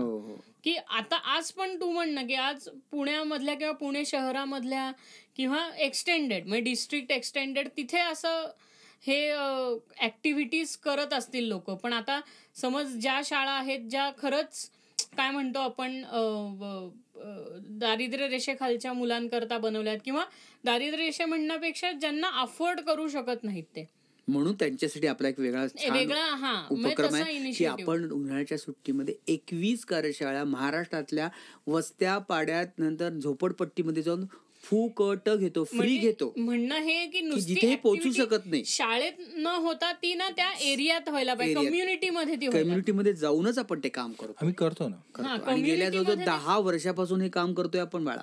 आणि ना कधी कधी होतं असं की मुलांना बघत बघत ते आई वडील पण त्याच्यात ना हे होऊन जातं, त्यांना नॉलेज येतं, त्यांना समजायला मुलं सुधारली की आई वडील पण सुधारतात. मुलांचं वागणं सुधारलं तर आई वडील पण सुधरू शकतात, किंवा नाही ते 4 गोष्टी समजतात सुद्धा की अरे अच्छा असं आहे. कारण काय हे सगळं तुम्हाला सोशल मीडिया नाही देऊ शकणार. मुलांना जे आपण सांगितलेलं करून घेतलेलं ते घरी घेऊन जातात आणि मग पालक ते बघून अचंबित होतात, आश्चर्यकारक होतात. अहो, आमचा मुलगा स्वतःहूनच कसा काय अभ्यास करायला बसला. आणि आजकाल तो स्वतःहूनच टीव्हीकडे फारसं त्याचं लक्षच नसतं. खाताना जेवताना तो खाणं व्यवस्थितच करतो, नाहीतर तो हातात मोबाईल, समोर टीव्ही, नंतर आरडाओरडा बाकी कोणाशी ते गप्पा मारत तो खायचा प्यायचा, इकडे तिकडे हिंडायचा. आता सगळं बंद झालं, व्यवस्थित बसून खातो. ही डेव्हलपमेंट किंवा ही अशा प्रकारची त्याची जाणीव जी वाढली ती पालकांची सुद्धा वाढते आणि मुलाकडे बघण्याचा दृष्टिकोन सकारात्मक होतो. सगळ्यांकडे एकसारख्या नजरेने बघायला लागतात. कारण काय ते आपल्या इथं हे साधारण आहे की हा मग ह्या जातीचा झाला, मग मी ह्याच्या बरोबर, हे सगळं असतं. पण जेव्हा तुम्ही खूप लहान वयात तुमची ह्या गोष्टीकडे बघायचा दृष्टिकोन तुम्ही चेंज करताना ह्या गेम्स थ्रू आणि ह्याच्या थ्रू, मग तो मुलगा त्या अँगलनी बघत नाही. मुख्य म्हणजे कलेमध्ये जात नाही, कुठल्या प्रकारची जात येते. सर्व प्रकारची मुलं एकत्रपणे तिथे खेळू शकतात, बागडू शकतात आणि त्याच्यातून एकमेकांच्या जाणीवातून काय होऊ शकतात, समृद्ध होऊ शकतात. हे थिएटरमध्ये नाटकाच्या तासाचं गबक आहे. राईट. संगीतामध्ये आणि हे तर मी ऑब्झर्व सुद्धा केलं की तुझ्या बरोबर आलेली मुलं ज्यांची नाही का आता मराठीमध्ये किंवा कुठल्याही आपल्याला सवय असते की सारख्या त्याच्या चुका काढणे.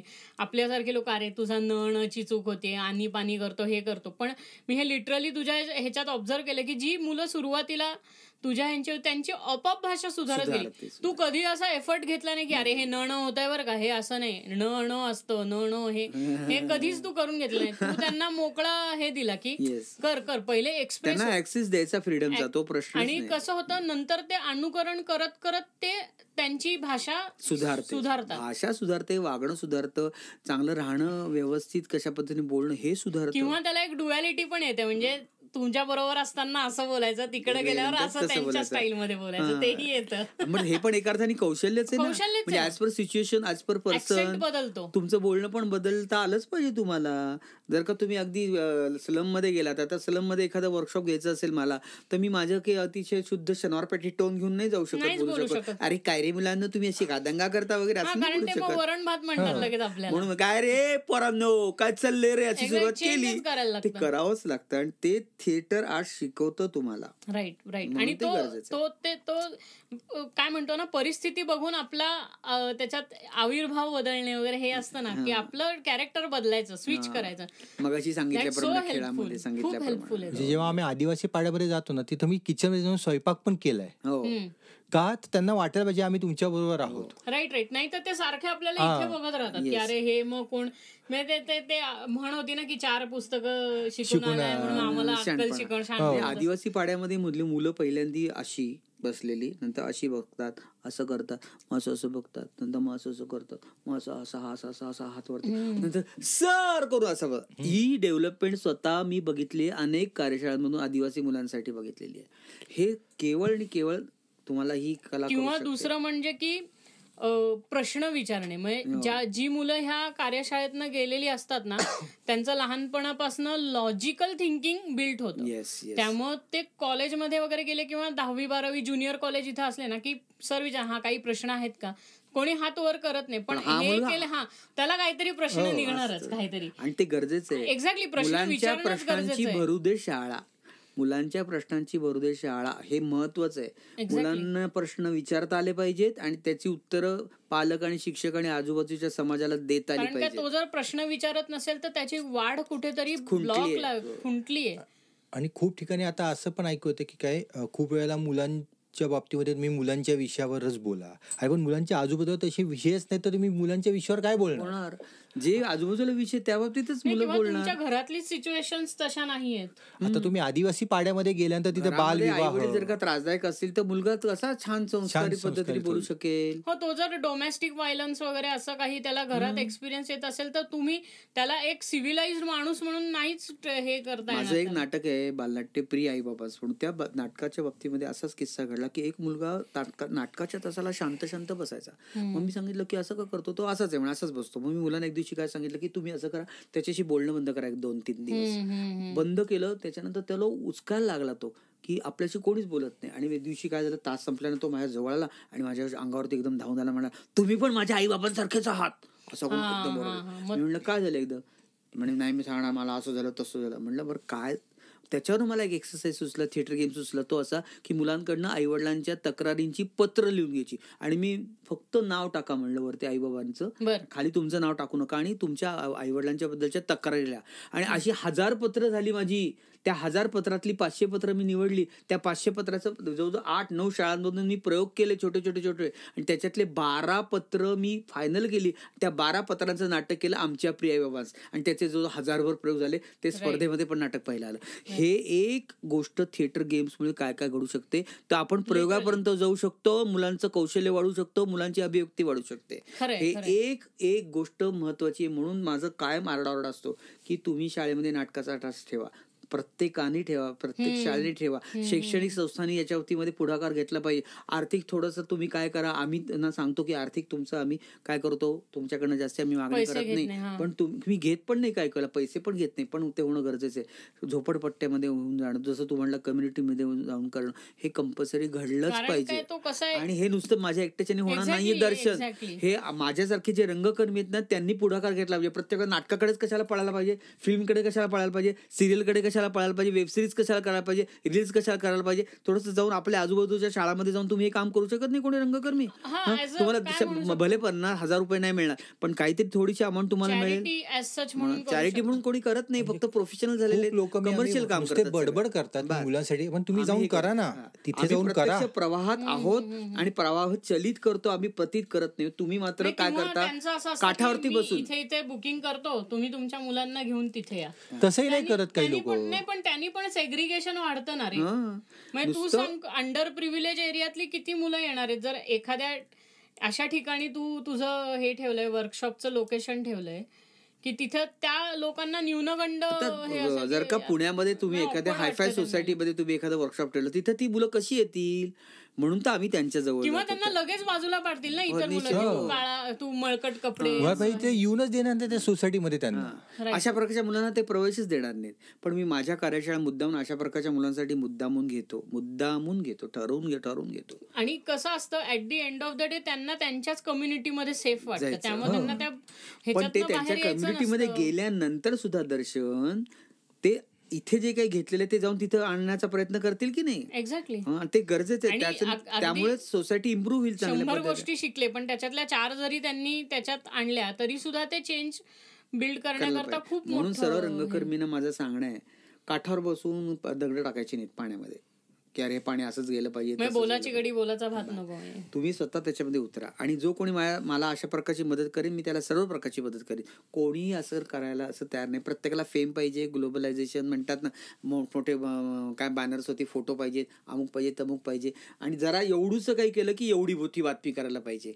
हे थांबलं पाहिजे, कॅमेरामॅन बरोबर घेऊन थांबलं पाहिजे. आणि मुळात म्हणजे जेव्हा या अशा मीटिंग्स होतात ना, तेव्हा आम्ही म्हणतो की मुलांमध्ये जा, तुम्ही करा. तर बाकीचे लोक मग सरकारने आम्हाला लेटर द्यावं म्हणजे आम्ही जातो. लेटर त्याची वाट कशाला बघायची. काही शाळांचं पण हे आहे की अरे ह्यांच्यापेक्षा सेलिब्रिटी पाहिजे, म्हणजे काय होईल, आमच्या शाळेचं पण फेम, हेही आहे. पण आम्हीच एक काय आहोत, सेलिब्रिटी आहोत असं म्हणायला हरकत नाही. हे तू तुझं काम बोलतं म्हणून तुला हे काही म्हणायला हरकत नाही. कारण मी तरी कधी नाही पाहिलं की तू तुझ्या बरोबर कुठला मीडिया क्रू वगैरे येतो की तुम्ही कसे, तू तरी सुद्धा दर महिन्याला 1-2 तुझ्या पेपरमध्ये तरी हे असतात, लोक स्वतःहून येतात. कारण काय, त्यांना माहितीये की तू काहीतरी वेगळं करतोय किंवा तू काहीतरी कम्युनिटीला परत देण्याचा प्रयत्न करतोय. कारण काय होतं, काय शेवटी कल्चर तुमचं जे आहे ना, ते ह्याच गोष्टीमुळे नीट काय म्हणतो वाचवू शकतं, बिल्ड होतं आणि चांगल्या पद्धतीने बिल्ड पण होतं आणि वाचवू शकता. नाही तर हळूहळू तुम्ही त्याच संस्कृतीकडं आपली मान ऑलरेडी म्हणजे कळलेलेच आहे. म्हणजे तुम्हाला ओढून इथं आणायला लागतं, तर 2 मिनिटं इथं राहिलं तरी सुद्धा आपल्याला काहीतरी त्याचं निश्चित फायदा होऊ शकतो. कारण काय, आता लहान मुलं, माझ्या लहानपणी मी मराठीतलेच हे केलेल्या, जरी मी इंग्लिश मिडियम शाळेमध्ये नंतर शिकलो, पण तरी सुद्धा बालगीतं जी होती ती मराठीतलीच होती. आता मुलं कोकोमेलनच बघतात. आणि ते कोकोमेलनचे इतके व्हिडिओ आहेत की त्याला आधी कसं असायचं, 10 बालगीतांची सीडी, त्या सीडी मध्ये जी बालगीतं होती म्हणजे नर्सरी राईम्स, तेवढ्याच नर्सरी राईम्स असायच्या आणि त्या शाळेत शिकव. आता कोकोमेलनकडे 300 ते 400 नर्सरी राईम आहेत. ते मूल लक्षात ठेवू शकत नाही. तो व्हिडिओ असा केला जातो की तो रंगीत वगैरे केला जातो की कंटिन्यू मुलगा त्या आयपॅड मध्ये म्हणजे तुम्ही मेंटलीही खराब करताय, त्याचे डोळे खराब करताय, त्याचं अंडरस्टँडिंग संपवताय आणि त्याला त्याची म्हणजे नशा होतो ना, लत लागते. तसं होतं की त्या मुलाला आवाज ऐकलं की ते उठून लगे कोकोमेलन. लहान लहान मुलं हे करून जातात. त्यांना ह्याच्यातच आणलं ना डायरेक्ट, टीव्ही बीव्ही बंदच करायचा त्यांचा. आणि 3ऱ्या वर्षापासूनच जसं तुम्ही नर्सरीला, प्री प्रायमरीला टाकताना, तसं नर्सरीच्या वेळेसच हे तुम्ही ग्रूमिंग त्यांना सुरू केलं, तेव्हापासून आमचं म्हणणं तेच आहे, नर्सरी पासूनच थिएटर गेम्स पाहिजेत खेळायला. आणि इट इज नॉट नेसेसरी की तुमचा मुलगा मोठा होऊन हे शाहरुख खान बनेल किंवा व्हॉट एव्हर ऍक्टर. नाही, नॉट नेसेसरी. पर्सनॅलिटी पण ते तर मी भंपकपणा वाटतो मला की कुठेतरी कार्यशाळा केली, 4 दिवसाची नाट्य कार्यशाळा केली की तो कोणतरी हिरो झाला. बंद झालं पाहिजे. कारण डेव्हलपमेंटसाठी नाटक, क्षमता विकसनासाठी नाटक, व्यक्तिमत्व विकसनासाठी नाटक, तुमचं बोलणं, चालणं, वागणं, बोलणं सगळं हे व्यवस्थित करण्यासाठी नाटक, हे बेसिक रुजलं पाहिजे आजकाल. बरोबर आहे. तर तुमची मुलं छान राहतील. नाहीतर ती कुठेतरी मोबाईलमध्ये घुसतील, नेटमध्ये घुसतील आणि वाट लागेल. आणि आपण बघतो कितीतरी केसेस अशा की त्या 17व्या मजल्यावरनं मूल उडी टाकतो, काय काय पद्धतीचे खेळ खेळतात, काय काय पद्धतीच्या करामती करतात. हे बंद झालं पाहिजे, कारण हे जितकं आपल्याला रंजक आहे तितकंच ते घातक आहे. आणि जितकं ह्युमन टू ह्युमन इंटरॅक्शन असेल तितकं जास्ती चांगलं. जिथे आता मध्ये लॉकडाऊनच्या वेळेस नाही का तू नाटक तुमच्या घरी येऊन केलं, किंवा तू झूम वरती नाटकाचे शोज केले, ऑनलाईन नाटक, जे सगळ्या जगामध्ये नाटक बंद होतं त्यावेळेला मी 2.5 वर्षामध्ये 4 नाटकाचे प्रयोग बसून त्याचे 252 प्रयोग ऑनलाईन लाईव्ह केले. हे रेकॉर्ड आहे, माझं रेकॉर्ड आहे.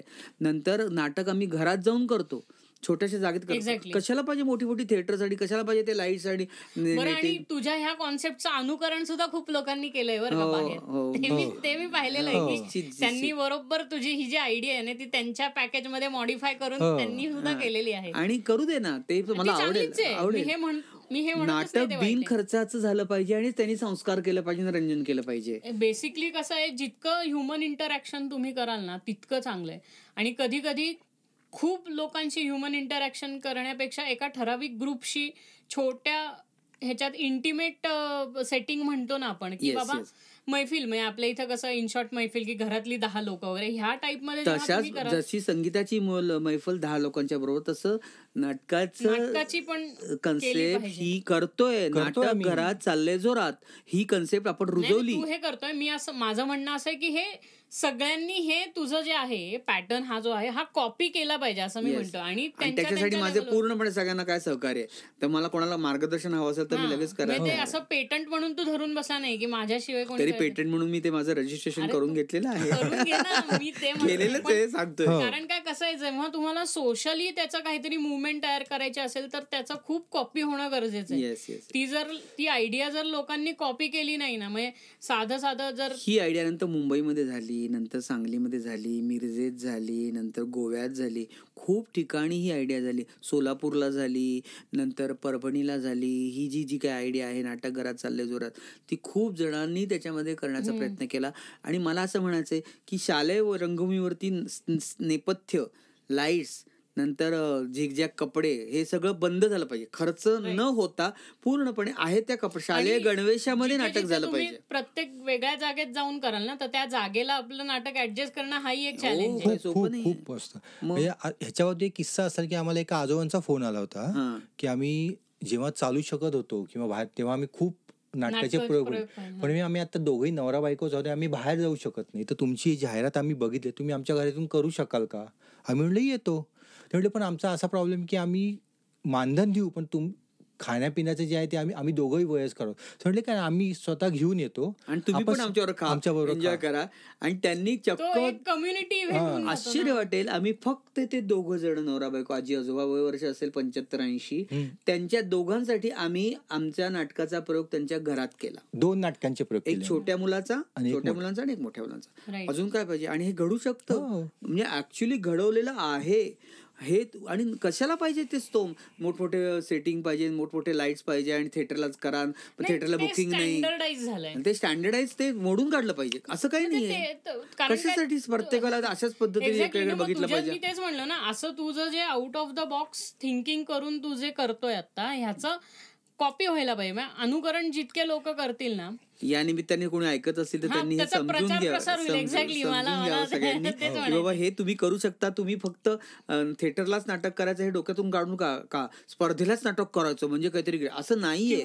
असं पण असू शकतं की एखाद्याला तू जे थिएटर गेम्स घेतो ना, ह्यात त्याला करिअर करायचंय तुझ्यासारखं, की ट्रेन करायचंय मुलांना, हे करायचंय, आणि शाळांमध्ये जाऊन तू जसे गेम्स घेतो तसे त्याला घ्यायचे.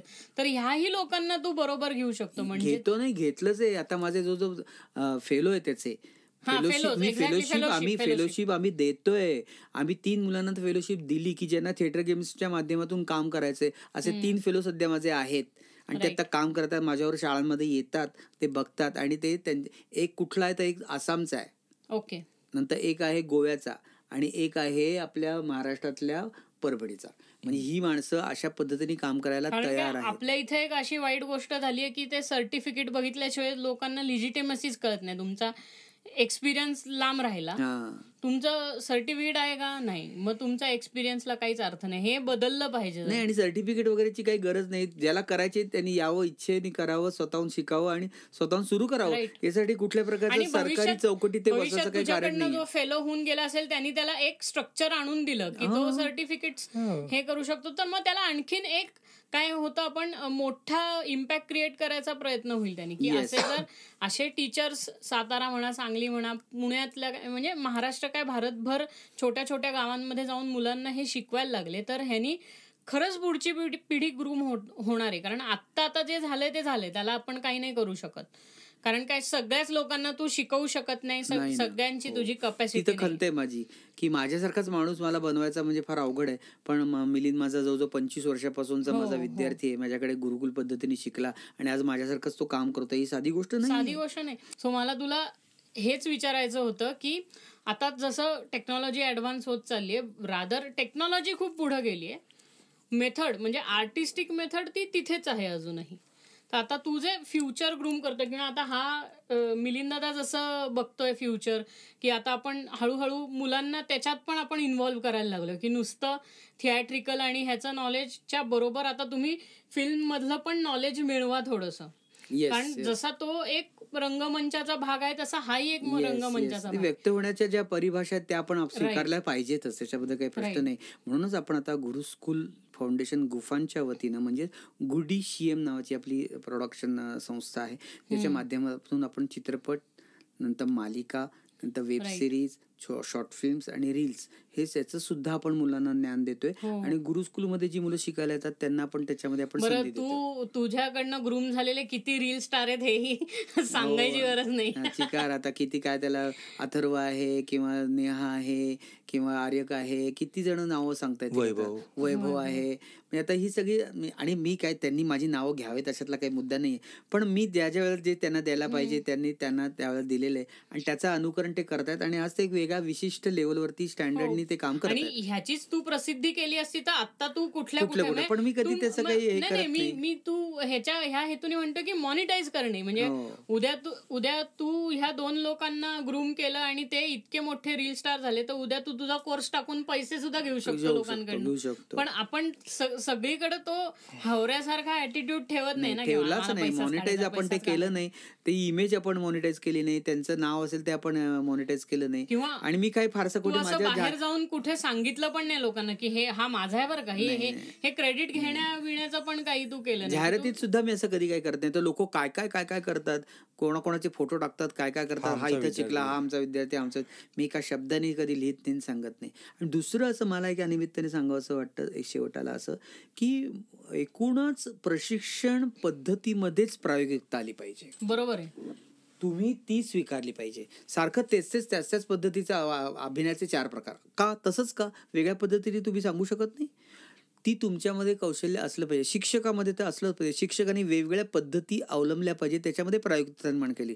जसं नाटक समांतर आहे, नाटक प्रायोगिक आहे, नाटक व्यावसायिक आहे, नाटक धंदेवाईक आहे, तसं प्रशिक्षण पद्धतीमध्ये पण व्यावसायिकता, धंदेवाईकता आली ना, तर मी म्हणतो प्रशिक्षण पद्धतीमध्ये प्रायोगिकता आली पाहिजे. तुम्ही जर ठरवलंय की तुम्हाला तसं करायचं तर ती गोष्ट वेगळी, पण इन जनरल म्हणजे आता एकाने ठरवलंय की नाही मला शेक्सपिरियन स्टाईलच शिकायची, मला त्याच्यावर रिसर्च करायचा, ते करू तर मग ती वेगळी गोष्ट आहे. पण ओव्हरऑल सगळ्यांना जे आपण बेसिक म्हणतो ना, तर ते जरासं वेगळ्या पद्धतीने प्रशिक्षणाच्या पद्धतीमध्ये प्रायोगिकता आणली पाहिजे. जो रंगकर्मी आज काहीतरी शिकवण्याच्या या क्षेत्रामध्ये आहे त्यांनी ती आणलीच पाहिजे. आणि जेवढी तो आणेल तितकं आपल्या प्रशिक्षणाच्या एकूण सगळं क्षेत्र आहे त्याच्यामध्ये काय होईल, नव्या गोष्टी, नव्या उंची गाठल्या किंवा ती पद्धत कोणी ना स्टँडर्डाइज करायला नको, नाहीतर उद्या परत त्याचं टेक्स्टबुक होऊन जाईल. ते नाही करायचं. कारण उत्स्फूर्तता आणि स्वाभाविकता आणि नैसर्गिकता हे प्रशिक्षणाचं पहिलं पाठबळ आहे. उत्स्फूर्तता, नैसर्गिकता आणि काय म्हणलं तिसरं म्हणलं मी, उत्स्फूर्तता, नैसर्गिकता आणि स्वाभाविकता, या 3 गोष्टी प्रशिक्षणासाठी काय आहेत, खूप खूप महत्वाच्या आहेत. आणि त्या जेवढ्या असतील तितकं तुमचं थिएट्रिकल आर्ट्स किंवा नाट्यकला किंवा कला यामध्ये अनेक गोष्टी नव्याने घडू शकतील, नव्याने चांगली माणसं घडू शकतील. ते जितकं नॉन स्टँडर्डाइज असेल त्यांनी तितक्या नवीन आयडियाजला हे होईल. जसं मला शाळेमध्ये गेल्यानंतर, कॉलेजमध्ये गेल्यानंतर प्रत्येक वेळेला नवीन रंगमंच खेळ नवीन पद्धतीने सुचतो. तसं प्रत्येकाला सुचलं पाहिजे रंगकर्मीला. एक्झॅक्टली. आणि त्यांनी तेच आपलं स्टँडर्ड. माझं तेच म्हणणं आहे की कारण काय होईल, एकदा त्याचा स्टँडर्ड झालं की त्याचा करिक्युलम होणार, एकदा ते करिक्युलम झालं की त्याचं परत हे धोबी घाटत होणार, म्हणजे पाट्या टाकणार लोक. म्हणून मी प्रत्येक वर्षी ह्या टेक्स्टबुक मध्ये असं लिहिलंय, हे करून लोक बाजूला होतात. दर्शन, म्हणून मी सांगतो तुला की प्रत्येक वर्षी मी माझ्या शाळेच्या अभ्यासक्रमात नाटकाचा तास, शाळेच्या अभ्यासक्रमात नाटकाचा तासचा अभ्यासक्रम मी काय करतो, रिवाईव्ह करतो. प्रत्येकाला नवीन त्याच्यात अजून काय आणता येईल, कारण नवीन मुलं आहेत, नवीन डोके आहेत, नवीन बुद्धी आहेत, नवीन शरीर, सगळं एकूण सगळं आपल्याला समोर बसलेला जो मुलं आहेत ना, तीच आपल्याला काहीतरी नवीन नवीन आयडिया देतात.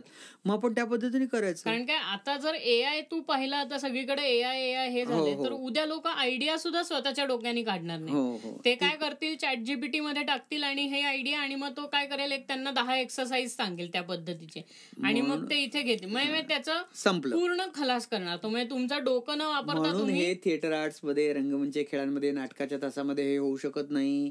त्यावेळेला तिथेच त्या क्षणीच तुम्हाला नव्याने सुचावं लागतं, नव्याने विचार करावा लागतो, नव्याने मांडावं लागतं.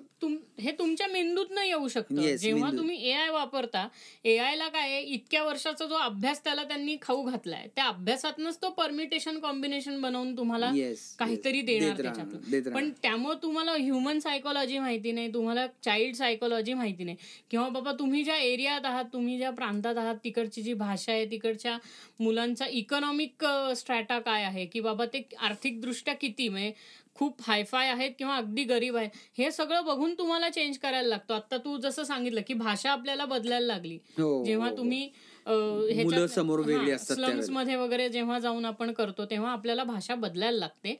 कारण काय, हे ChatGPT वरनं मिळणार नाहीये तुम्हाला, कारण ChatGPTला हे माहितीच नाही आणि तो हे सांगूही शकणार नाही. त्या नाही ते माणसाने जे दिले तेच तो सांगणार आपल्याला. तू आता भाषेचं म्हणतो, तू आदिवासी पाड्यात गेला तर तिथं मुलीचं नाव छबिली असेल तर ते म्हणताना छबिली म्हणणार, पण ते जर तू तिला म्हणणार छान म्हण, तर ती छान नाही म्हणणार, ती शान म्हणणार. बरोबर आहे, शाने. म्हणजे तुम्ही काय, तुमची त्यांची जी भाषा ती तुम्हाला शिकायला आपल्याला. उलट रंगकर्मीला जो कोणी शिक्षक नाट्यकलेचा आहे त्यालाच खरं तर समोरच्याची भाषा शिकावी लागेल. फक्त काय शहरामध्ये जे होतं ते फक्त स्टँडर्ड आहे का नाटक, शहरातलं प्रशिक्षण स्टँडर्ड आहे असं कोणी सांगितलं? तुम्हाला तिथल्या लोकांची मानसिकता, बौद्धिकता समजून घेऊन त्या पद्धतीने तुम्हाला समजून घेऊन करावं लागेल. ग्रूम करू शकलो तर असं होऊ शकतं की आदिवासी मुलं फिल्म्स बनवायला लागतील त्यांच्या भाषेत, त्यांच्या लोकांच्या प्रॉब्लेम्सवर. मुळात म्हणजे तुम्हाला सुधारणा करायची. तुम्ही म्हणता सगळे आता जे आहेत बाल लहान मुलांसाठी काम करणारे जे काही लोक म्हणतात की आम्ही बाल नाट्य शिबिर घेतो वगैरे, त्यांना हे माहित नाही की अजूनही खेड्यापाड्यामध्ये, आदिवासी पाड्यामध्ये तुम्हाला आपण जी नांदी आहे ती काय आहे हे माहित नाहीये. आज 75 वर्षानंतर तिथल्या शिक्षकांना नांदी काय हे माहित नाही. तुम्ही तिथे काय जाणार, तुम्ही फक्त शहरापुरते स्वतःला ठेवताय. तुम्हाला पोचवायचे बसू नका, शहरात बसून आपल्या बुद्धीचा डंका पिटू नका. लोकांना हेच कळत नाही की शहरात जितकी लोक आहेत ना, किंबहुना गावामध्ये त्याच्यापेक्षा तिप्पट जास्त लोक आहेत, आणि ती जास्त छान हुशार राहतात. आणि त्यांना तेवढं काय म्हणतो त्याला आपण म्हणतो ऍक्सेस नाहीये, की आपण शहरात राहतो ना, आपल्याला ऍक्सेस आहे. इथं वळलं एक थिएटर, इकडं वळलं एक स्कूल आहे, इथे वळलं एक काय म्हणतो आपण एक्सपेरिमेंटल थिएटरची जागा. हे सगळं पुणे मुंबई या शहरांमध्ये अवेलेबल आहे. गावामध्ये कोण रंगमंच, कोण काय, काही नाही. कुठेतरी वडाच्या झाडाखाली बसावं, शाळा मोस्टली शाळेमध्ये, आणि शाळेमध्ये सुद्धा एक कुठेतरी चौथरा तयार केला असतो तिथे जाऊन करा. त्यामुळे दशावतारी वगैरे हे सुद्धा नसतं. दशावतारी वगैरे किंवा हे जे आहेत ज्याला ट्रॅडिशनल थिएटर, त्याला थिएटर विंगा लाईट्स ह्याची गरज नसते, असं थिएटर तिथे खूप चालतं. किंवा तमाशाचे फड म्हणा वगैरे, हे अर्थात तो हे कम्प्लीट वेगळे, पण मी एक्सप्लेनेशन म्हणून सांगतोय की त्या जागेवरती थिएटर असं नाही, फड लावला की मग हे आपण ह्या नाटकाच्या ग्रूमिंग करता पण करू शकतो मुलांना, की इथे पण आदिवासी पाड्यावर अजून तमाशा काय हे पण माहित नाहीये, तेही नाहीये. ते बरोबर आहे ना, एक्झॅक्टली. मग तुम्ही काय पोचवलं काय तुम्ही, असं माझं म्हणणं आहे. म्हणून तर म्हणलं की त्यांच्या गरजा बघून त्यांना हे आम्ही तिथे जातो. पुणे, मुंबई, बेंगलोर, अमुक तमुक मोठमोठी जी शहर आहेत ना ती सोडा, आणि खरंच तुमच्यात असेल ना काहीतरी रंगकर्मी किंवा रंगभूमीच्या संदर्भातला किडा असेल ना, आपण शब्द बोलतो ना किडे आमच्यामध्ये, तर तिथे जाऊन काम करून दाखवायचं. जसं की आम्ही सातपुडा पर्वताच्या 4थ्या रांगेमध्ये असलेल्या जमाना गावात जाऊन आम्ही वर्कशॉप घेतलं. 3ऱ्या रांगेत असलेल्या धडगाव गावात जाऊन आम्ही वर्कशॉप शिबिर घेतलं. जिथं अश्वत्थाचा डोंगर आहे, त्या डोंगराच्या पायथ्याशी आम्ही जाऊन काय घेतलं, वर्कशॉप घेतलं. जिथं मुलांना बसायचं कुठेच काय कळत नाही, त्यांना फक्त काहीतरी कुठेतरी शिकार करायची, ते शिजवायचं तेच खायचं, कुठेतरी शेतात जाऊन मजुरी करायची.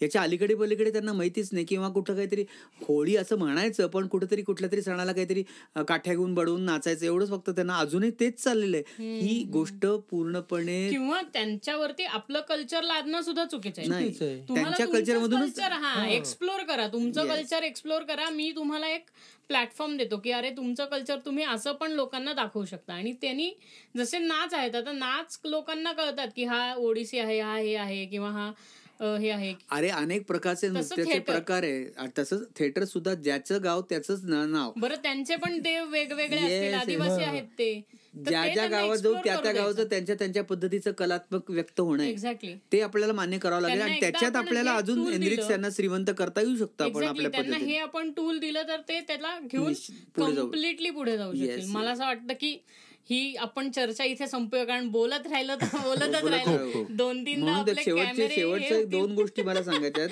प्रयोग, प्रशिक्षण, प्रकाशन, संशोधन, पुरस्कार या माध्यमातून रंगभूमी कलेचा वापर झाला पाहिजे. आणि तो केवळ मोठमोठ्या शहरात नाही, तर तो गावापाड्यात जाऊन झाला पाहिजे. आणि हे प्रत्येक रंगकर्मींनी ज्या रंगभूमी कलेने तुम्हाला दिलेलं आहे, त्या रंगभूमी कलेच्या माध्यमातून रंगकर्मींनी गावागावात जाऊन केलं पाहिजे. आणि हे करणं अवघड नाही. ठरवलं तर सगळं होऊ शकतं. नाही ठरवायचं, करायचंच नाही म्हणलं तर किती ठरवलं तरी होऊ शकत नाही. एवढं या निमित्ताने तुम्हाला सांगावं असं वाटतं. आणि आमचं एकच स्वप्न आहे की महाराष्ट्रातली जी छोटी छोटी गावं आहेत, त्या गावातनं लोकांनी यावं, शिकावं, आणि शिकलेलं आपल्या गावात नेऊन त्याचा वापर करावा. इथून शिकून त्यांनी मुंबईला जाऊ नये. बरोबर आहे. अँबिशन परत मुंबईला जाऊन का करायचं? कधी कधी ती अँबिशन चुकीची नाही की तो अजून त्यातला टेक्निकल शिकून परत गावात येऊन काहीतरी वेगळं करायला, हेही आपण तो एक दुसरा पैलू असू शकतो. माझं तू शिकलाय ना, तू गावात जाऊन तू शिकव, पुढच्या पिढीला पुढे पाठव. हो, ते तर आहे. ग्रूमिंग कर. ते होत नाही. ते होत नाही. आता मुंबईत मी मुंबईत गेलो नाही. मी मुंबईत गेलो तर आतापर्यंत 1000 पारितोषिक फिल्मफेअर पण मिळवली असती. पण मी तसलं काही केलं नाही. मी मला जे ठरवलं होतं त्याच पद्धतीने करतोय आणि करत राहणार. आणि माझ्यासारखंच अजून एक 3 माणसं मी तयार केली आहेत. एवढी करू शकलो बाबा, 3 माणसं करू शकलो. रवी असेल किंवा मिलिंद असेल, राहुल असेल, अजून किंवा सीमा असेल, यांच्या बाबतीत मी ते करू शकलो. अजून त्यांनी काय करायचं आता त्यांनी ठरवायचं. मोठ्या प्लॅटफॉर्मसाठी अजून बरेच कष्ट करावे लागतील. अचिव्हमेंटच आहे ना. म्हणजे मी हेच म्हणतो की तू आज हजारो लाखो मुलांना शिकवलं असेल, त्याच्यातले तू 10 लोक ग्रूम करू शकला ह्याच्यात. दॅट इज युअर, म्हणजे इथे तुझं पीक ऑलरेडी झालेलं आहे. That is life time. त्याचा मला आनंद आहे. आणि ही सगळी रंगभूमी कला देवते नटराजीचीच कृपा आहे आणि आमच्या थोरा मोठ्यांचे आशीर्वाद आहेत आणि तुम्हा सगळ्यांच्या सदिच्छा आहेत. फ्युचर करता मी खूप तुम्हाला हे करतो की अजूनही मोठं होईल हे सगळं. आणि आणखीन मी सुद्धा त्याचा पार्ट व्हायचा प्रयत्न करते. मला माझ्याकडनं काय देता येईल ते सुद्धा मी ते देतच असतोस तू, नेहमीच मदत करत नाही. ते आहे, पण आता आणखीन म्हणजे त्या ह्यानी की वेगळ्या पॉइंट ऑफ व्ह्यूनी की बाबा हेही करता येऊ शकतं, किंवा काही मला असं वाटतं की आपण असं असं करू शकतो. कुठं टेक्निकल गायडन्स द्यायचा झाला तर, जे मला माहिती आहे. आता तुझ्या इतकं तर माझं हे नाहीये, पण तरी सुद्धा. पण मला असं म्हणायचं, तुझी कॅपॅसिटी इतकी चांगली आहे की तू, मला नाही वाटत तुला फार दिवस लागतील. थोड्या वेळातच तू ते करू शकतोस. त्यामुळे तुला करायला सुरुवात कर. आम्ही तुला तुझ्या पाठीची. आम्ही फिल्म सुरू करायचं कारण पण तेच आहे की जी मुलं आमच्याकडे येतात त्यांना संधी देतो. आम्ही बाहेरचं कुठेतरी स्टार घेऊन सुद्धा काम करू शकतो. गरज नाही. सो ऑन दॅट नोट आपण आजचा एपिसोड संपूया. खूप मजा आली काकाशी बोलताना. आणि तुम्ही सांगा तुमच्या इंटरॅक्शन, तुम्हाला जर असं वाटलं की काकाला परत घेऊन आम्हाला आणखीन काहीतरी समजून घ्यायचं, येस आपण करूया. कारण काय ही खूप मजेदार कॉन्व्हर्सेशन आहे. आणि इन फ्युचर मी आणखीन अशा कॉन्व्हर्सेशन आणून आणखीन लोकांना ह्या प्लॅटफॉर्मवर बोलवून त्याच्यातनं काहीतरी काढायचा आपण प्रयत्न करू. Thank you so much for hanging on for so long. आणि yes, bye bye and have a great day.